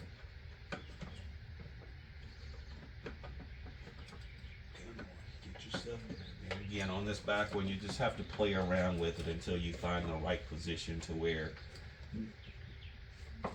it comes out, but then to where it goes back in as well. So let's come back to the front and see if this one's a better position. And you know what? Honestly, I probably should have started back to front.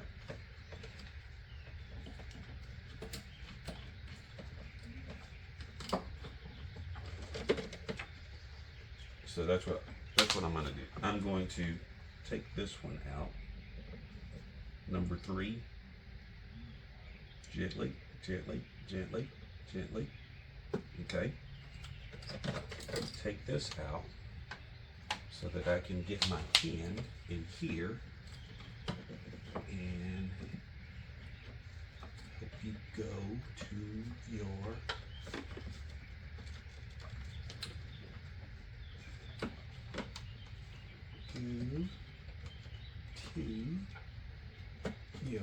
home.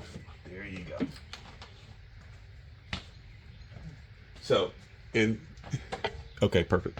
In theory, start back to front. That way you have the clearance. And then we will just push you down, and there. I can feel it seated. Now I'll leave out that number 3. We'll start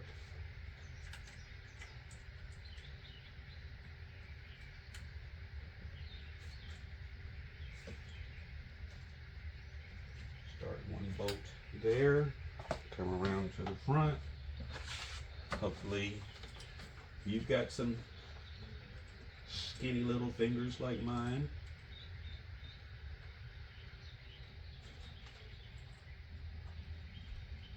Get you going. And on this back one, because it is so tight, I can well, I spoke too soon. Okay. I'm still going, and I think that's about enough. So, what am I going to do? I am going to, where the heck is my Torx?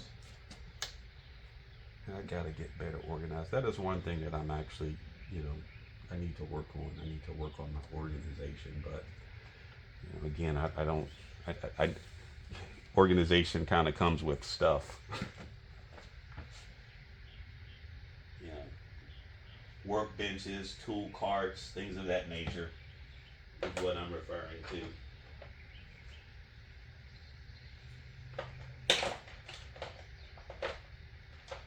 Here we go. This is the right one. Yes, that is the right one. So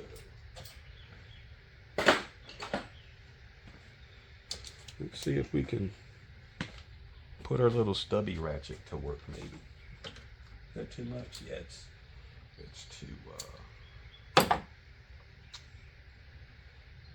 too wide.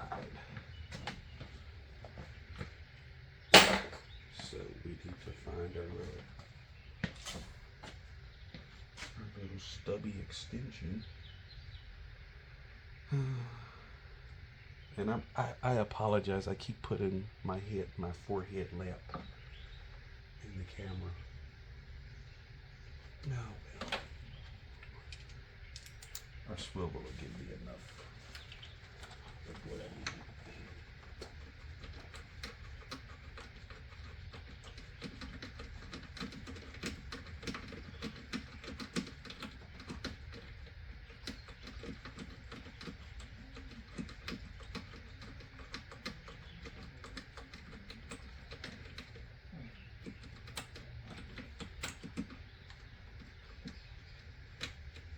Okay, that's down finger tight. And actually,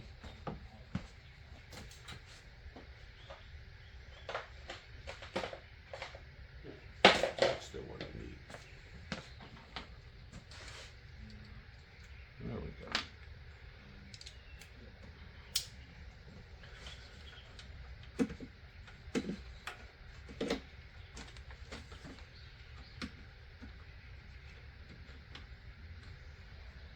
Tight, yes it is, but is it impossible? No, it is not. So I have that finger tight. Is there a torque setting for these? You better believe there is. Am I going to be concerned with it? Well, I'm concerned with it, but not to the point of, stressing myself out. So if I could just find my damn little stubby extension.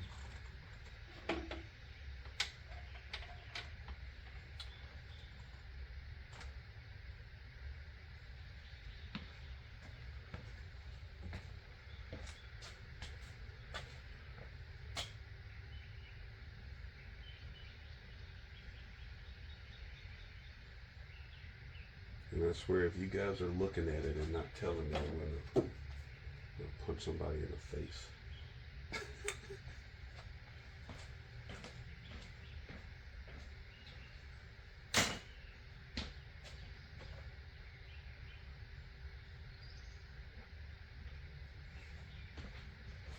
And keeping the camera rolling along.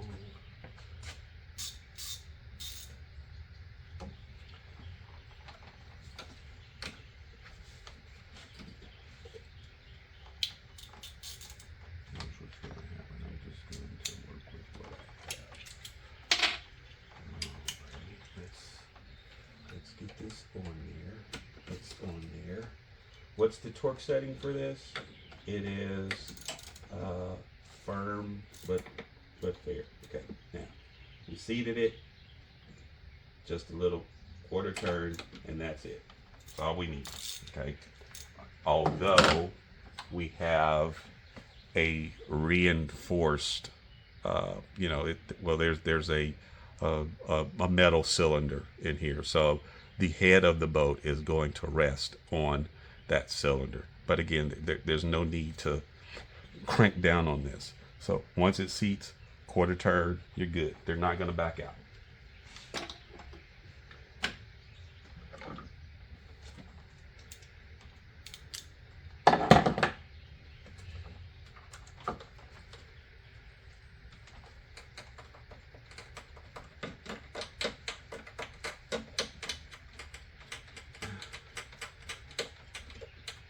Put it down by hand. Alrighty.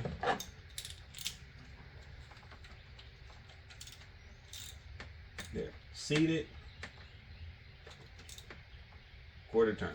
We're good. Put this third one back on.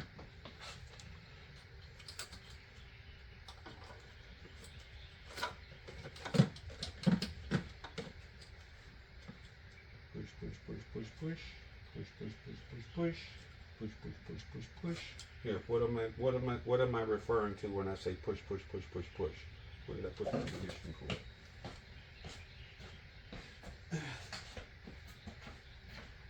So here's what I'm doing to seat.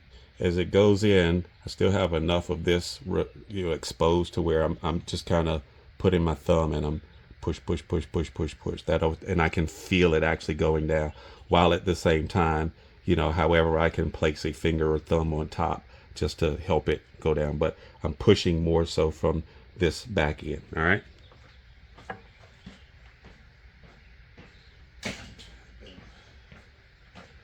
And that's on there. Now, let's get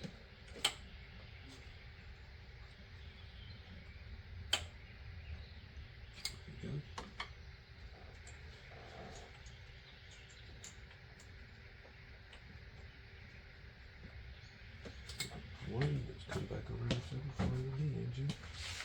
So that way I'm looking.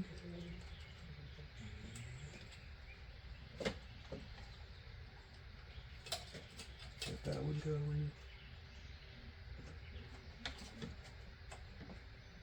Get that one going. Alright, let's get our these down by hand. And so you get the gist. You know, again, maybe I can work this out in editing on the driver's side bank. Same process.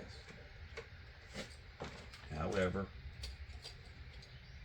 as I promised, I will keep the camera rolling, even though I'm probably, again, I don't know, maybe 2.5, 3 hours into this damn video. Alrighty, seat it. Seat it with fingers, that is. Don't be in a rush because you can still drop stuff. And I tell you what. And boom.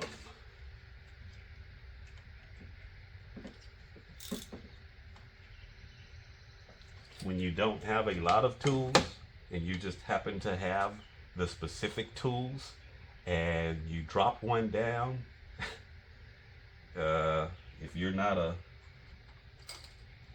a believer in vulgarity, you will then become a believer in vulgarity. Alrighty.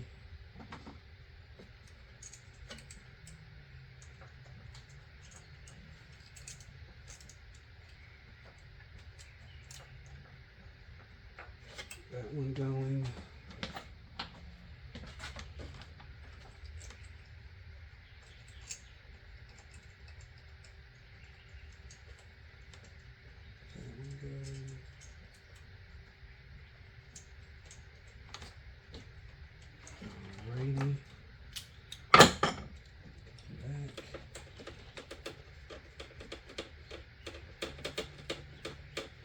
And the only reason I'm doing this by hand to start with is I just have better leverage.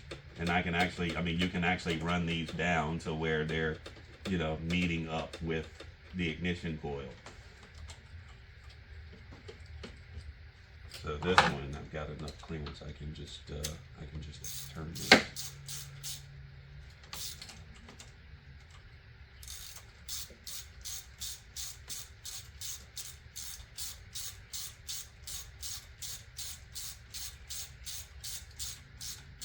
Seat it, quarter turn.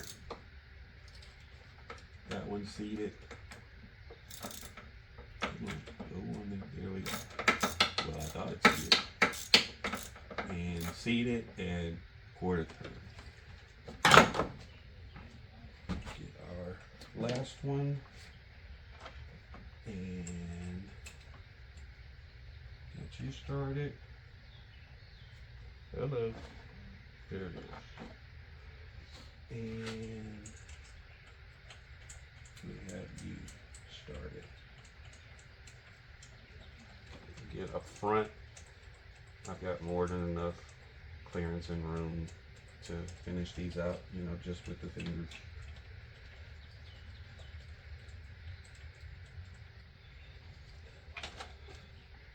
But again, even as tight as, you know, the space is, it just damn power tool would make my life so much easier.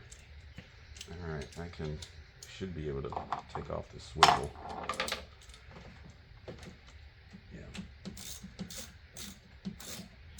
Seat it, quarter turn.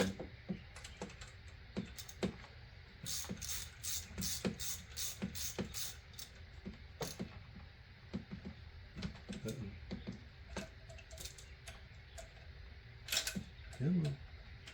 There we go. Seat it, quarter turn. All right, now let's put our connections back on. Slip it on, you hear a click, push in your tab. Push it on, click, push in your tab. Click, tab, click, tab. Passenger side done.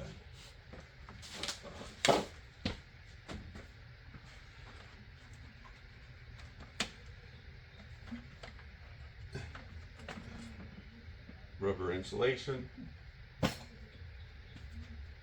same process. So I don't think I'll be doing, I don't know, too much talking.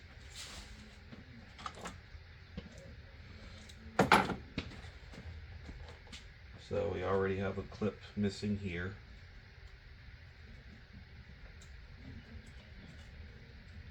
Okay.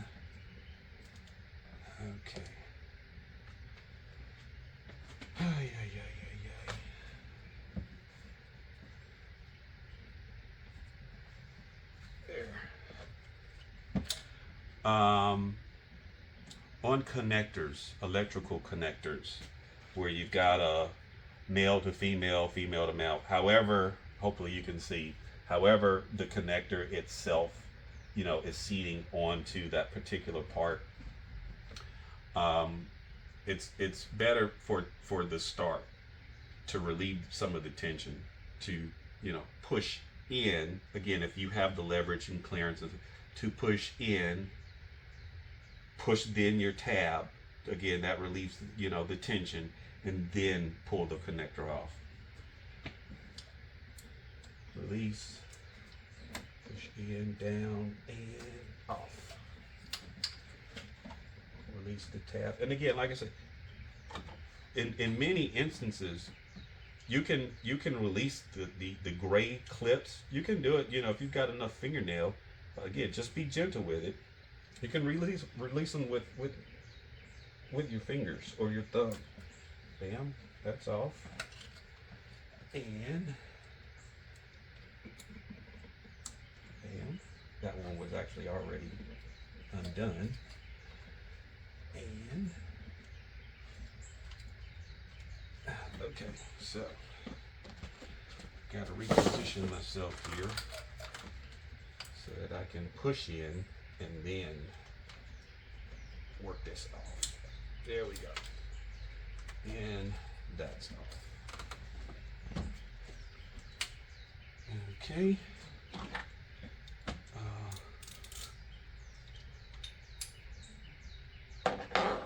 All right, guys, I gotta go off right. I gotta find my little stubby extension. What the hell did I do with it?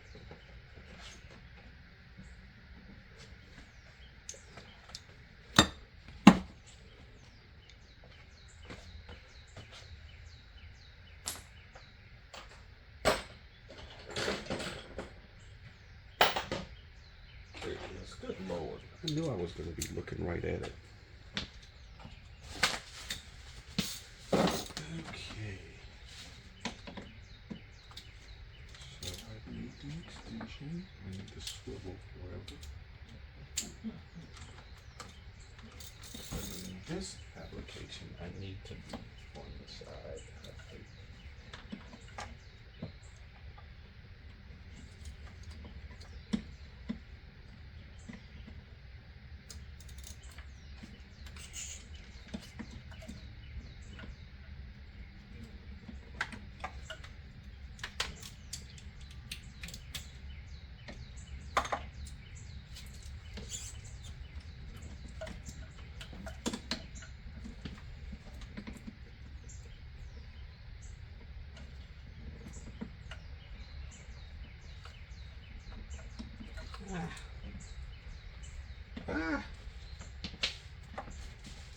Just as I said that this side was the easier side. Okay, I think I'll still hold to that. I just didn't have the right orientation, ergonomic.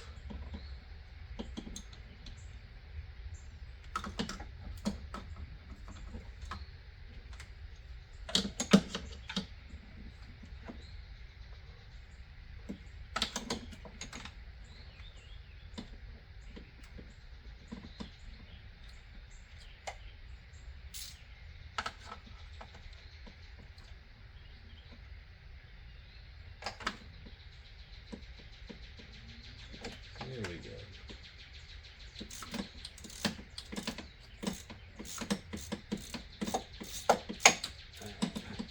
I got it loose. Woo!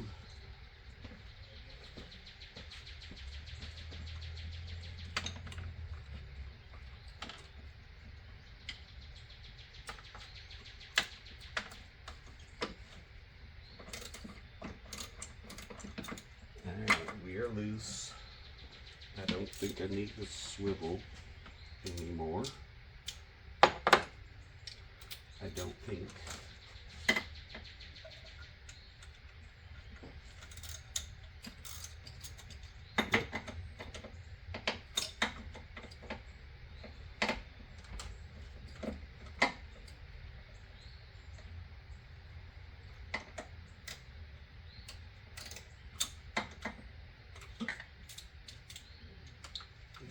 We need the swivel here.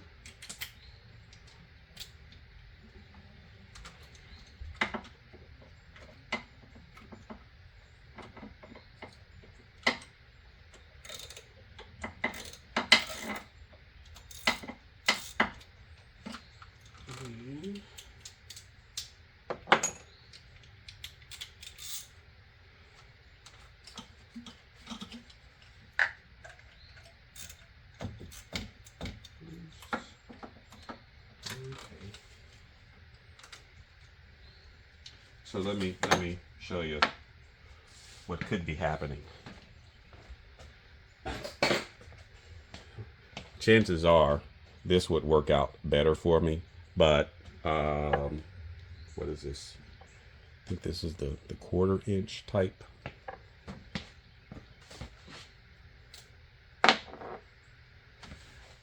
You see, this won't fit that, but if I had this that fit that, I'd be zipping through these things. So for now, let's get this out of the way. On this side, we're using the combination of the little stubby extension with the swivel where we need it. And what I'm doing is I'm getting it fit on there by hand where I need. Then I bring in the ratchet.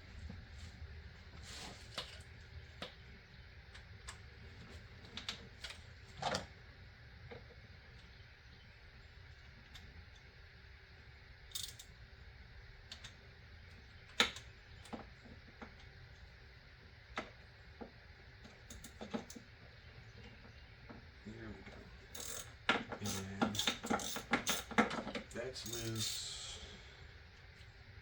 And for the front,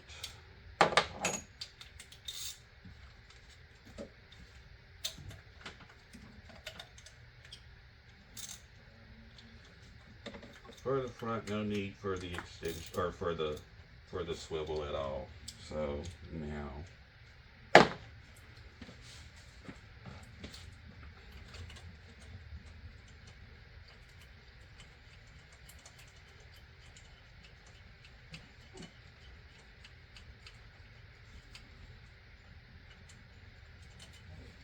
okay, like I said, I'd get into the practice of using the magnet, but where you feel, damn near 100% confident that you're not going to drop the screw, then pull it out.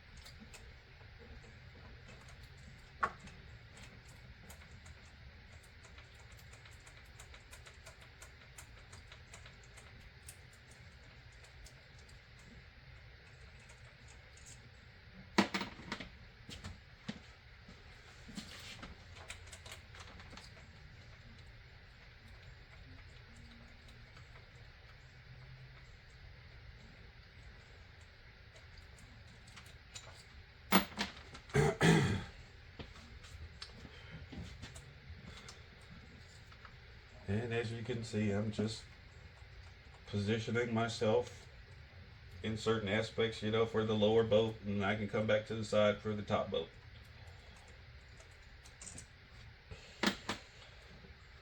Whew! Hard on your back, I tell you.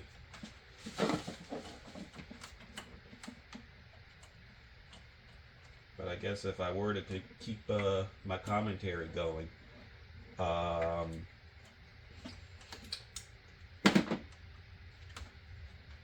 if I were to guesstimate, and I have not priced this out, but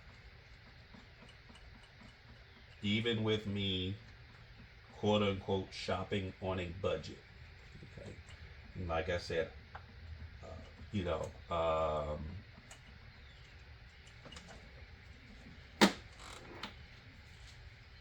I don't want to disparage, but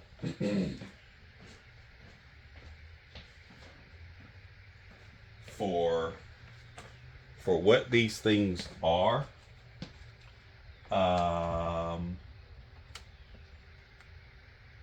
don't necessarily mind if this is, not necessarily quality plastic, right? And, that's certainly not OEM the way it's formed, but, when I put it on, where it needs to be, it'll take the shape and form.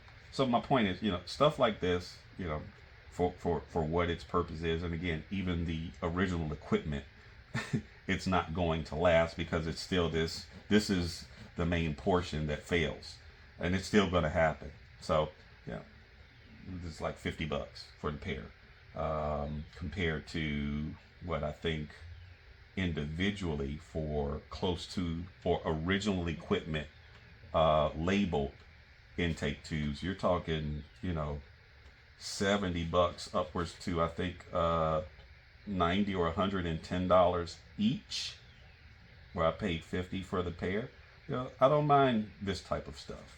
But when it comes to, you know, spark plugs and you know, sensors and things of that nature, I don't deal with Amazon, because you just don't know what you're getting.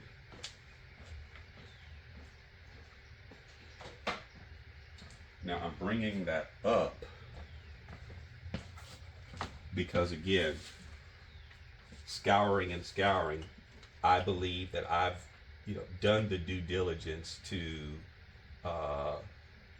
persuade myself in the belief that I have purchased from reputable vendors, i.e. the spark plugs came from the Bosch store on Amazon. The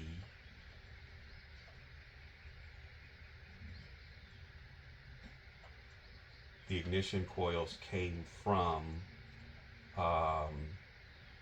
TRQ store. So, you know, each of the parts, with the exception of the air filters, and again, air filters are important, but, you know, I'm fine if they're, you know, if they came from China. But all of that to say, I spent $778, about $780 on Amazon. The oil, I spent about maybe just about $100 for the oil and the filter. What else did I get? Oh, well, no, that was part of Amazon. The battery, the auxiliary battery. So what? I'm about $900 in on parts. But if I were actually sourcing, you know, original equipment, we're talking, what, at least close to, you know, maybe $1,500 to $1,600 on the parts alone. Those ignition coils for OEM branded type of ignition coils, got to be at least at $1,100 there. So if we're at the dealership, you figure you're pretty close to, you know, probably damn near $1,800 in parts alone. Then you throw in labor, oil change, the auxiliary battery, the ignition coils, and the spark plugs. You got to be at least at a, you know, close to a few $1,000s on labor, you know, somewhere in the 1,500-ish range. So again, I'm speculating, but we're probably talking about close to, you know, $2,500 to $3,000 range for the work that I'm doing here. I can deal with a little bit of a little pain in my back. All right, one ignition coil off. And, you know, even with the highs and lows and the ebbs and flows and the profanities and so forth and so on, this is still therapeutic for me. I just like doing this crap. I don't call it crap. I don't mean it that way. That's an insult. Come on out, buddy. Oh. Whew. That suction taking over. There we go. Come on. You gotta come out. You can't stay. You cannot stay, sir. Alright, I heard a little bit of a crack. I was just making sure that this thing didn't. Alright, so didn't disintegrate on me. Slow, slow, slow. Again, if you're using your ignition coil, slow, slow, slow. Let that slight bit of pressure just slowly it'll walk itself off.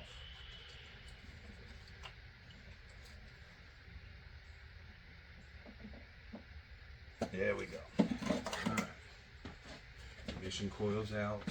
Let's get rid of these.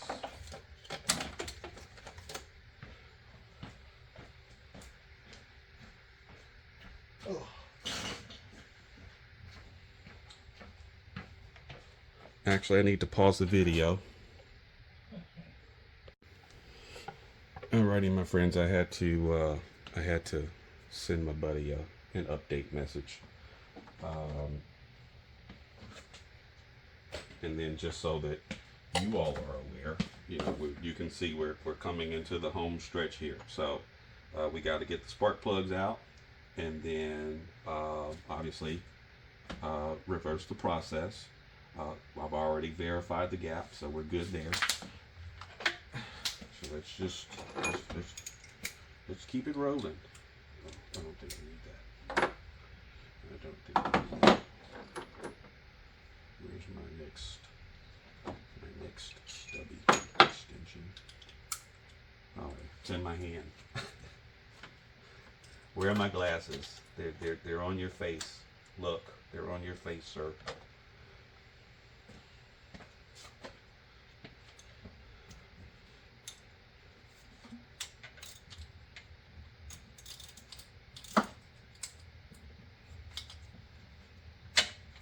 Alrighty.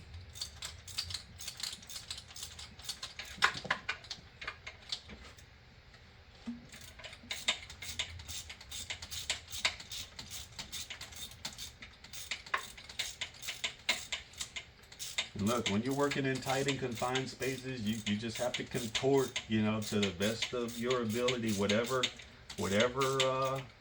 gets to your part, whatever works.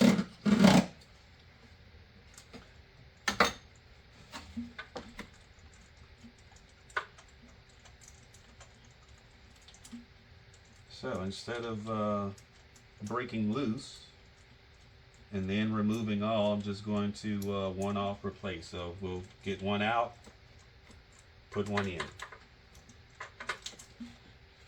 And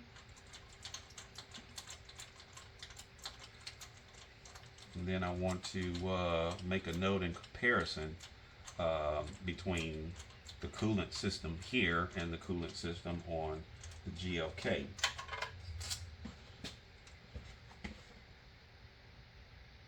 Plug's not looking bad. Let's get the new plugs over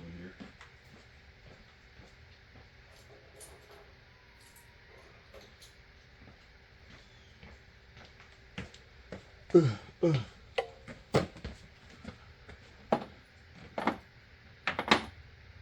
Alrighty, one for one. Again, you guide it down. Do not let these things drop. I'm reversing, backing off.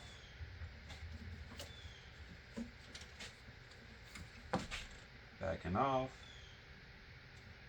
Slowly. I can feel it raising. And there we go. Drops in. Run it in by finger.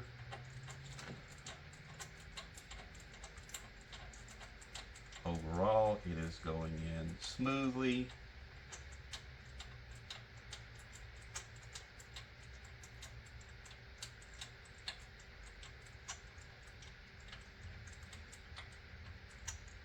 Okay, I've gone as far as I can go with my finger. Bring in our ratchet.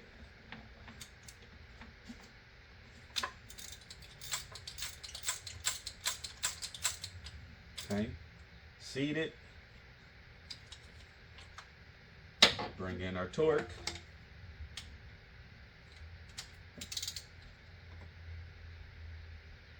click, torqued, done.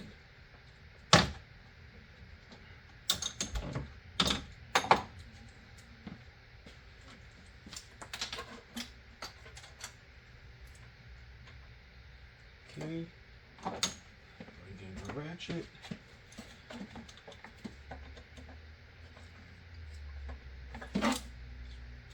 Reverse it first.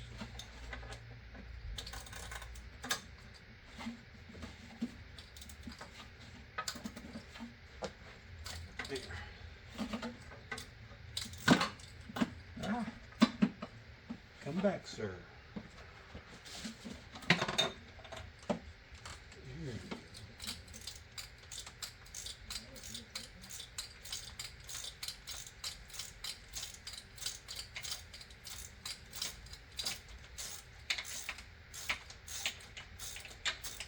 So let's call the passenger side effort the demonstration effort. The driver's side demonstration is, let's say, real-time work. So you can see the thought process. One for one. One bad spark plug out, one good spark plug in, seat, torque, done.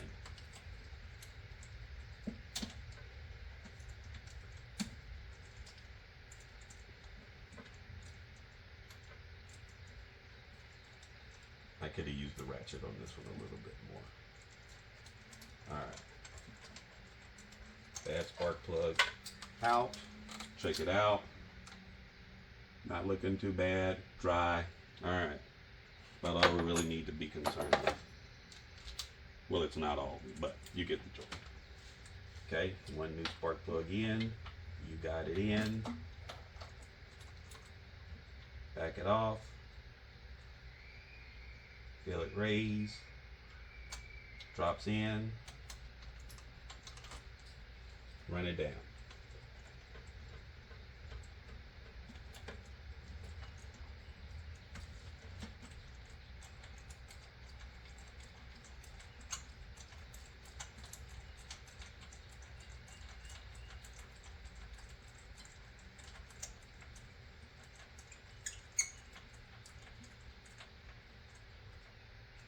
Run it down.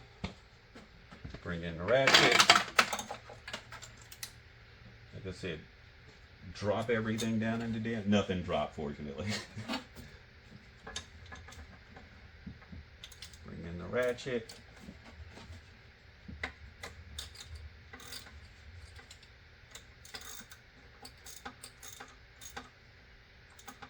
Seat it.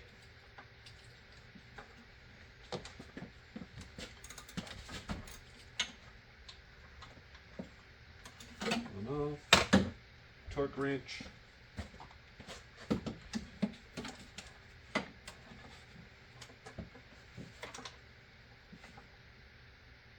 Click, torque, done. Torque wrench off. Move to the next one.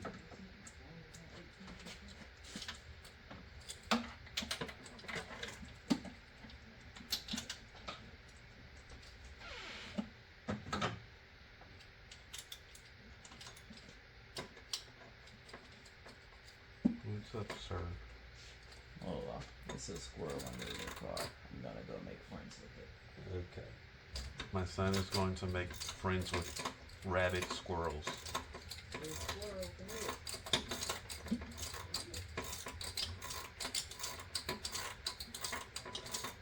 Work this one with the ratchet a little bit. Alright, I think that's good enough. There we go.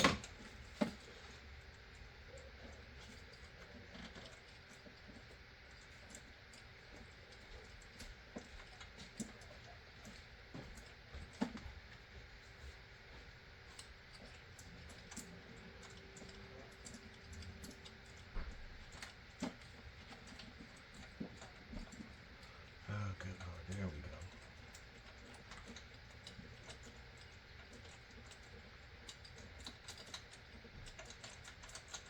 Alright. That spark plug out, check it out. Nothing to report.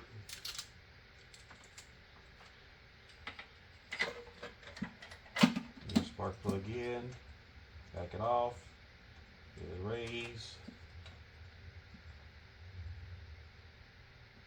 Give it a click, click, back in.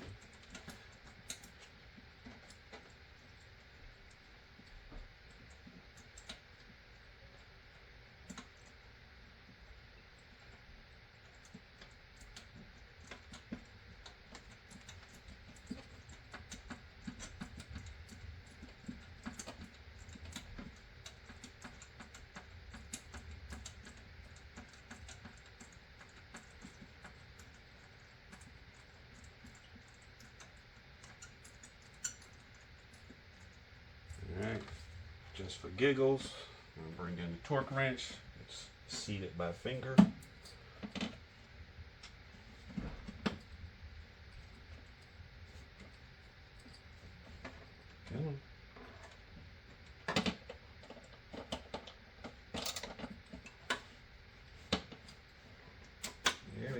All right. Boom, boom, boom, boom, boom. Okay, it's seated. Click, torqued.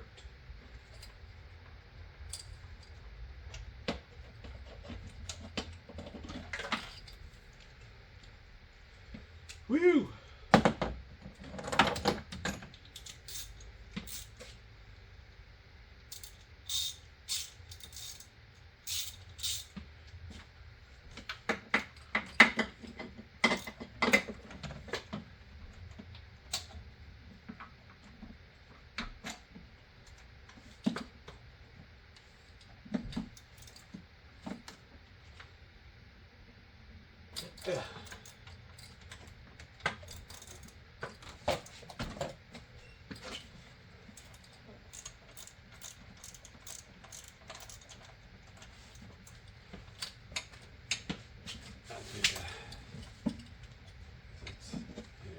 Hopefully I got it.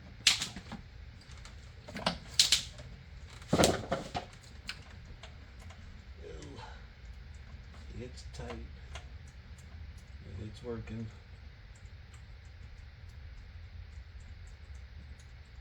Little baby steps with the index finger and thumb on the left hand, supporting underneath with the right. And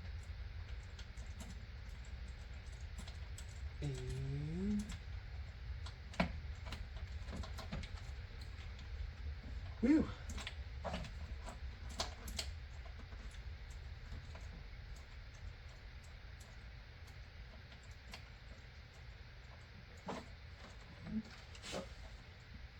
Okay, let's move over to the side. I've lost my leverage.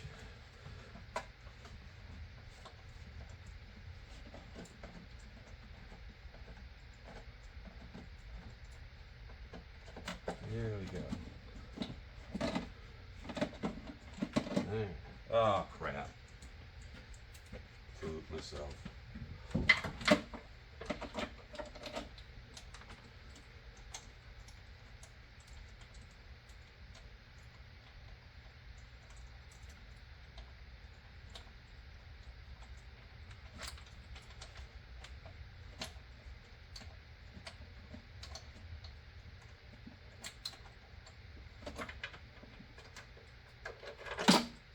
Of course.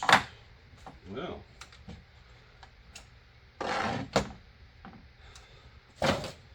Seems like our rear cylinder on the driver's side is proven to be the culprit, but no matter.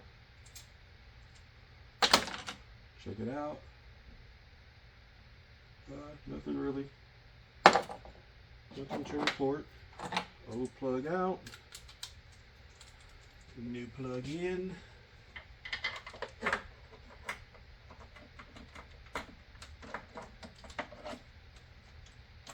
You know the drill. Back it off.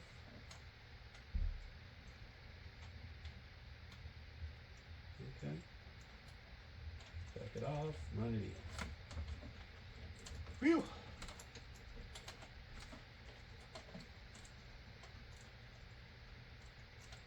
And I got the finger fatigue, brothers and sisters.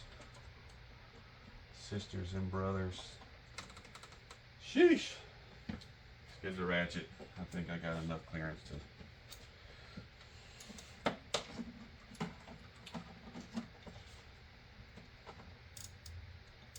Yeah. Come on. There we go.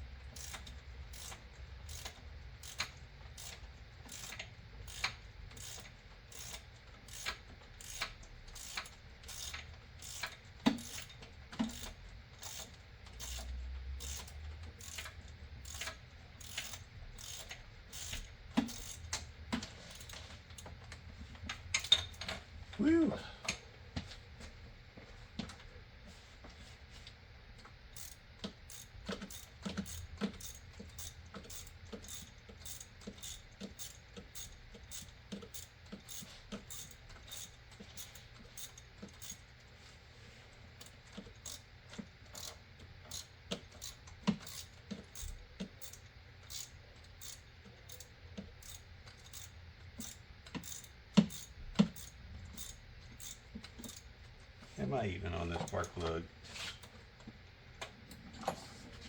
I think so.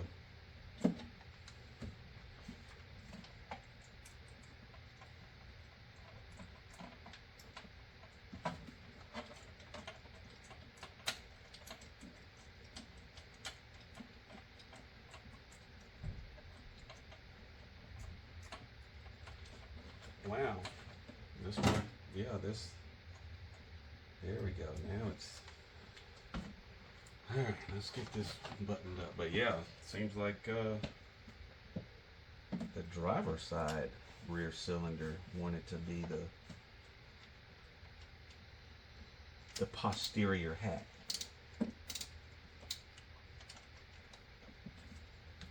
Jesus.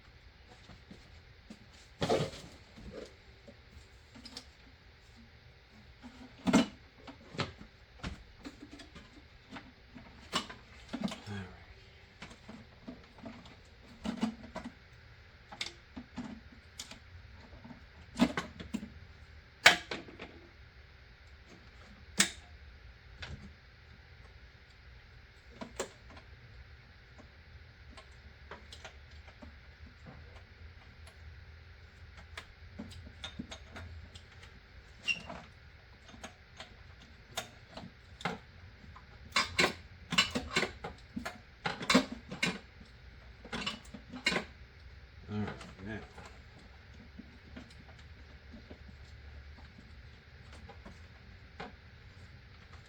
Goodness gracious.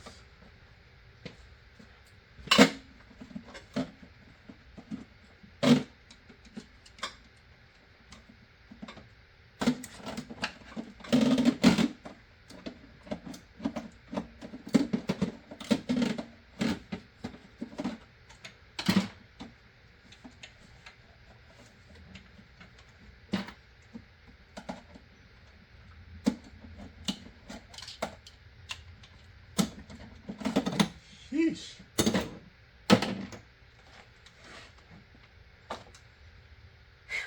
All right, it's seated. It's definitely gonna get some editing on that.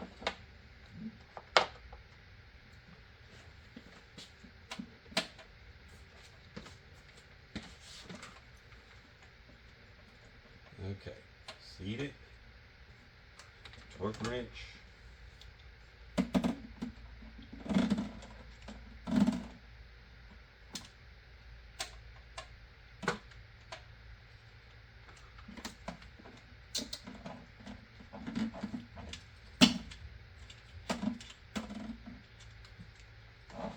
There we go. And click. Good Lord. Done.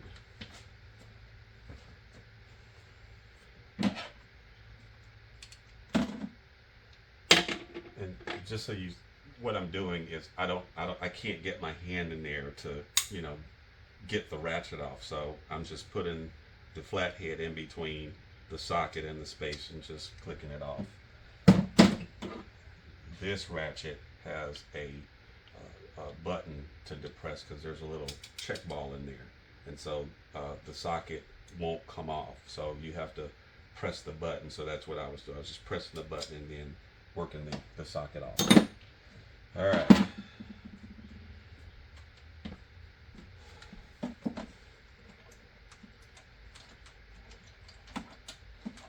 Get the extension out. Ignition coils, good Lord.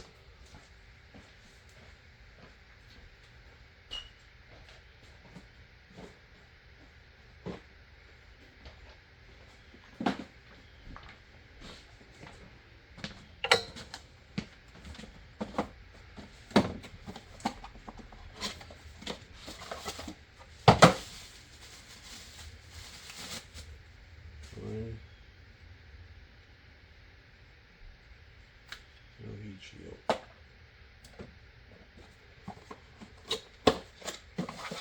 Two. New heat shield.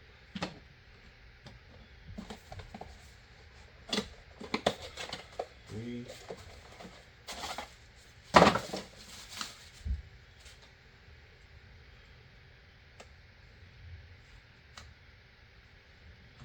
New heat shield.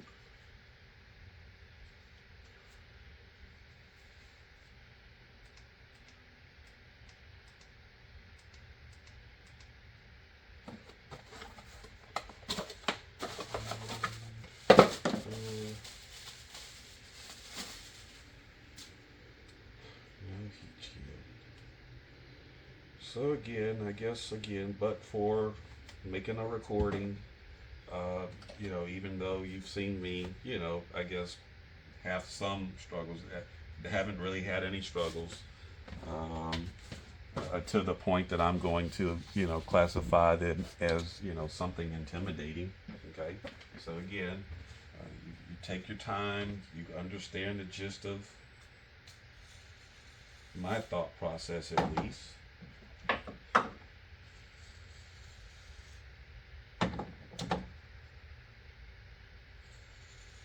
I'm kind of thinking maybe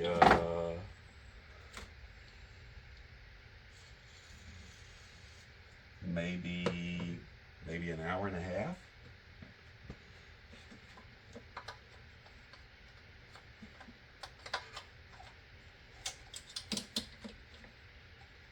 And push, push, push, push, push, push. Push, push, push. Feel it go down. Good. Let's do that. Let's do that process. Let's start from the back.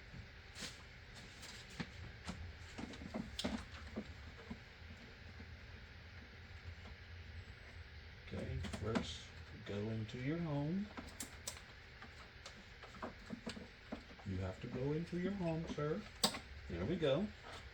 Push, push, push, push.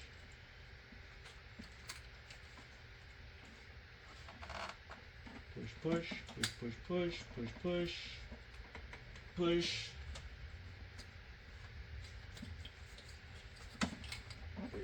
Push, push, push, push, and we are good. Go into your home. Push, push, push, push, push, push, push. We are home.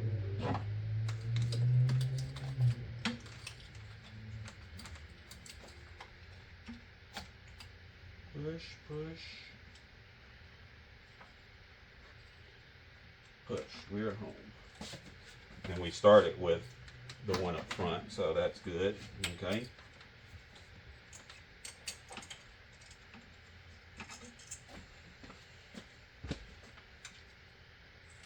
One up top.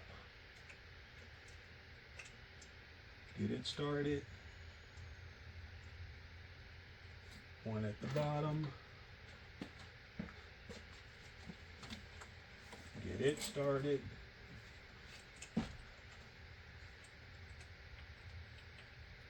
Okay, bring in our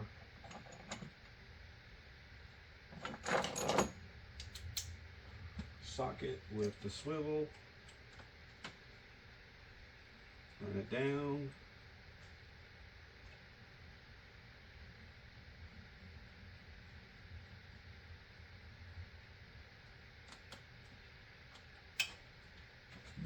Back. I think I can use this W on this side, I think.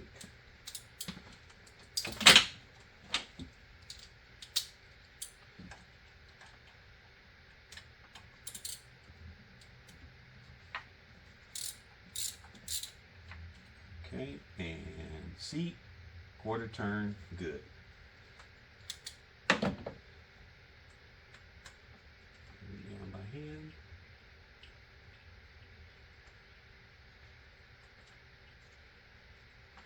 I do hope my mumbles are picking up on microphone. All right, seat it by hand at least.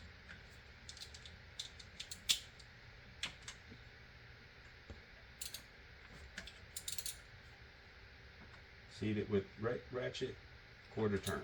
Good.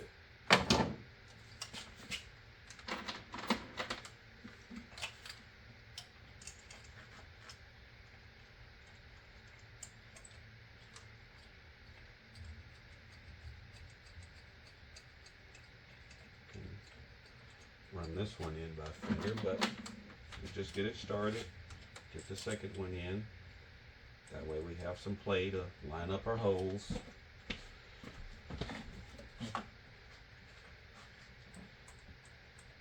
Alright, that's good enough.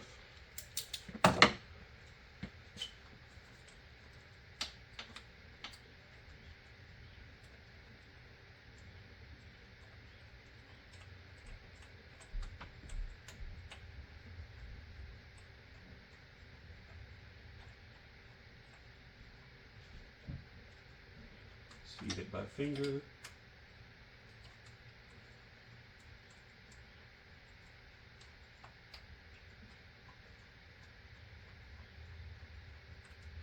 Seat it by finger. Ratchet.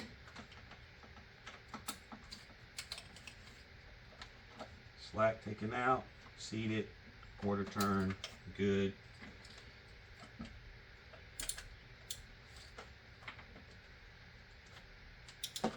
Seat it with the ratchet.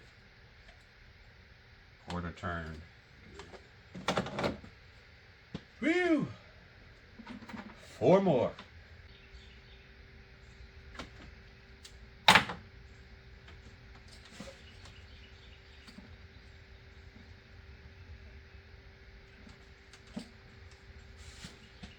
Don't mind me, just a little.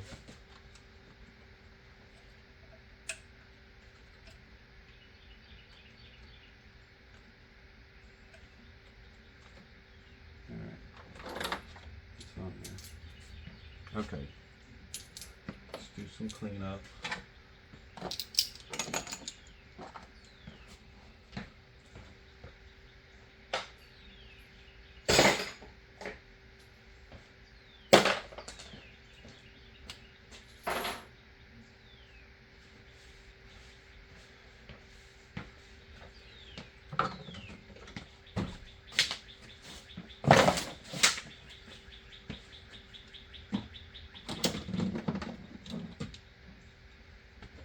Clean up.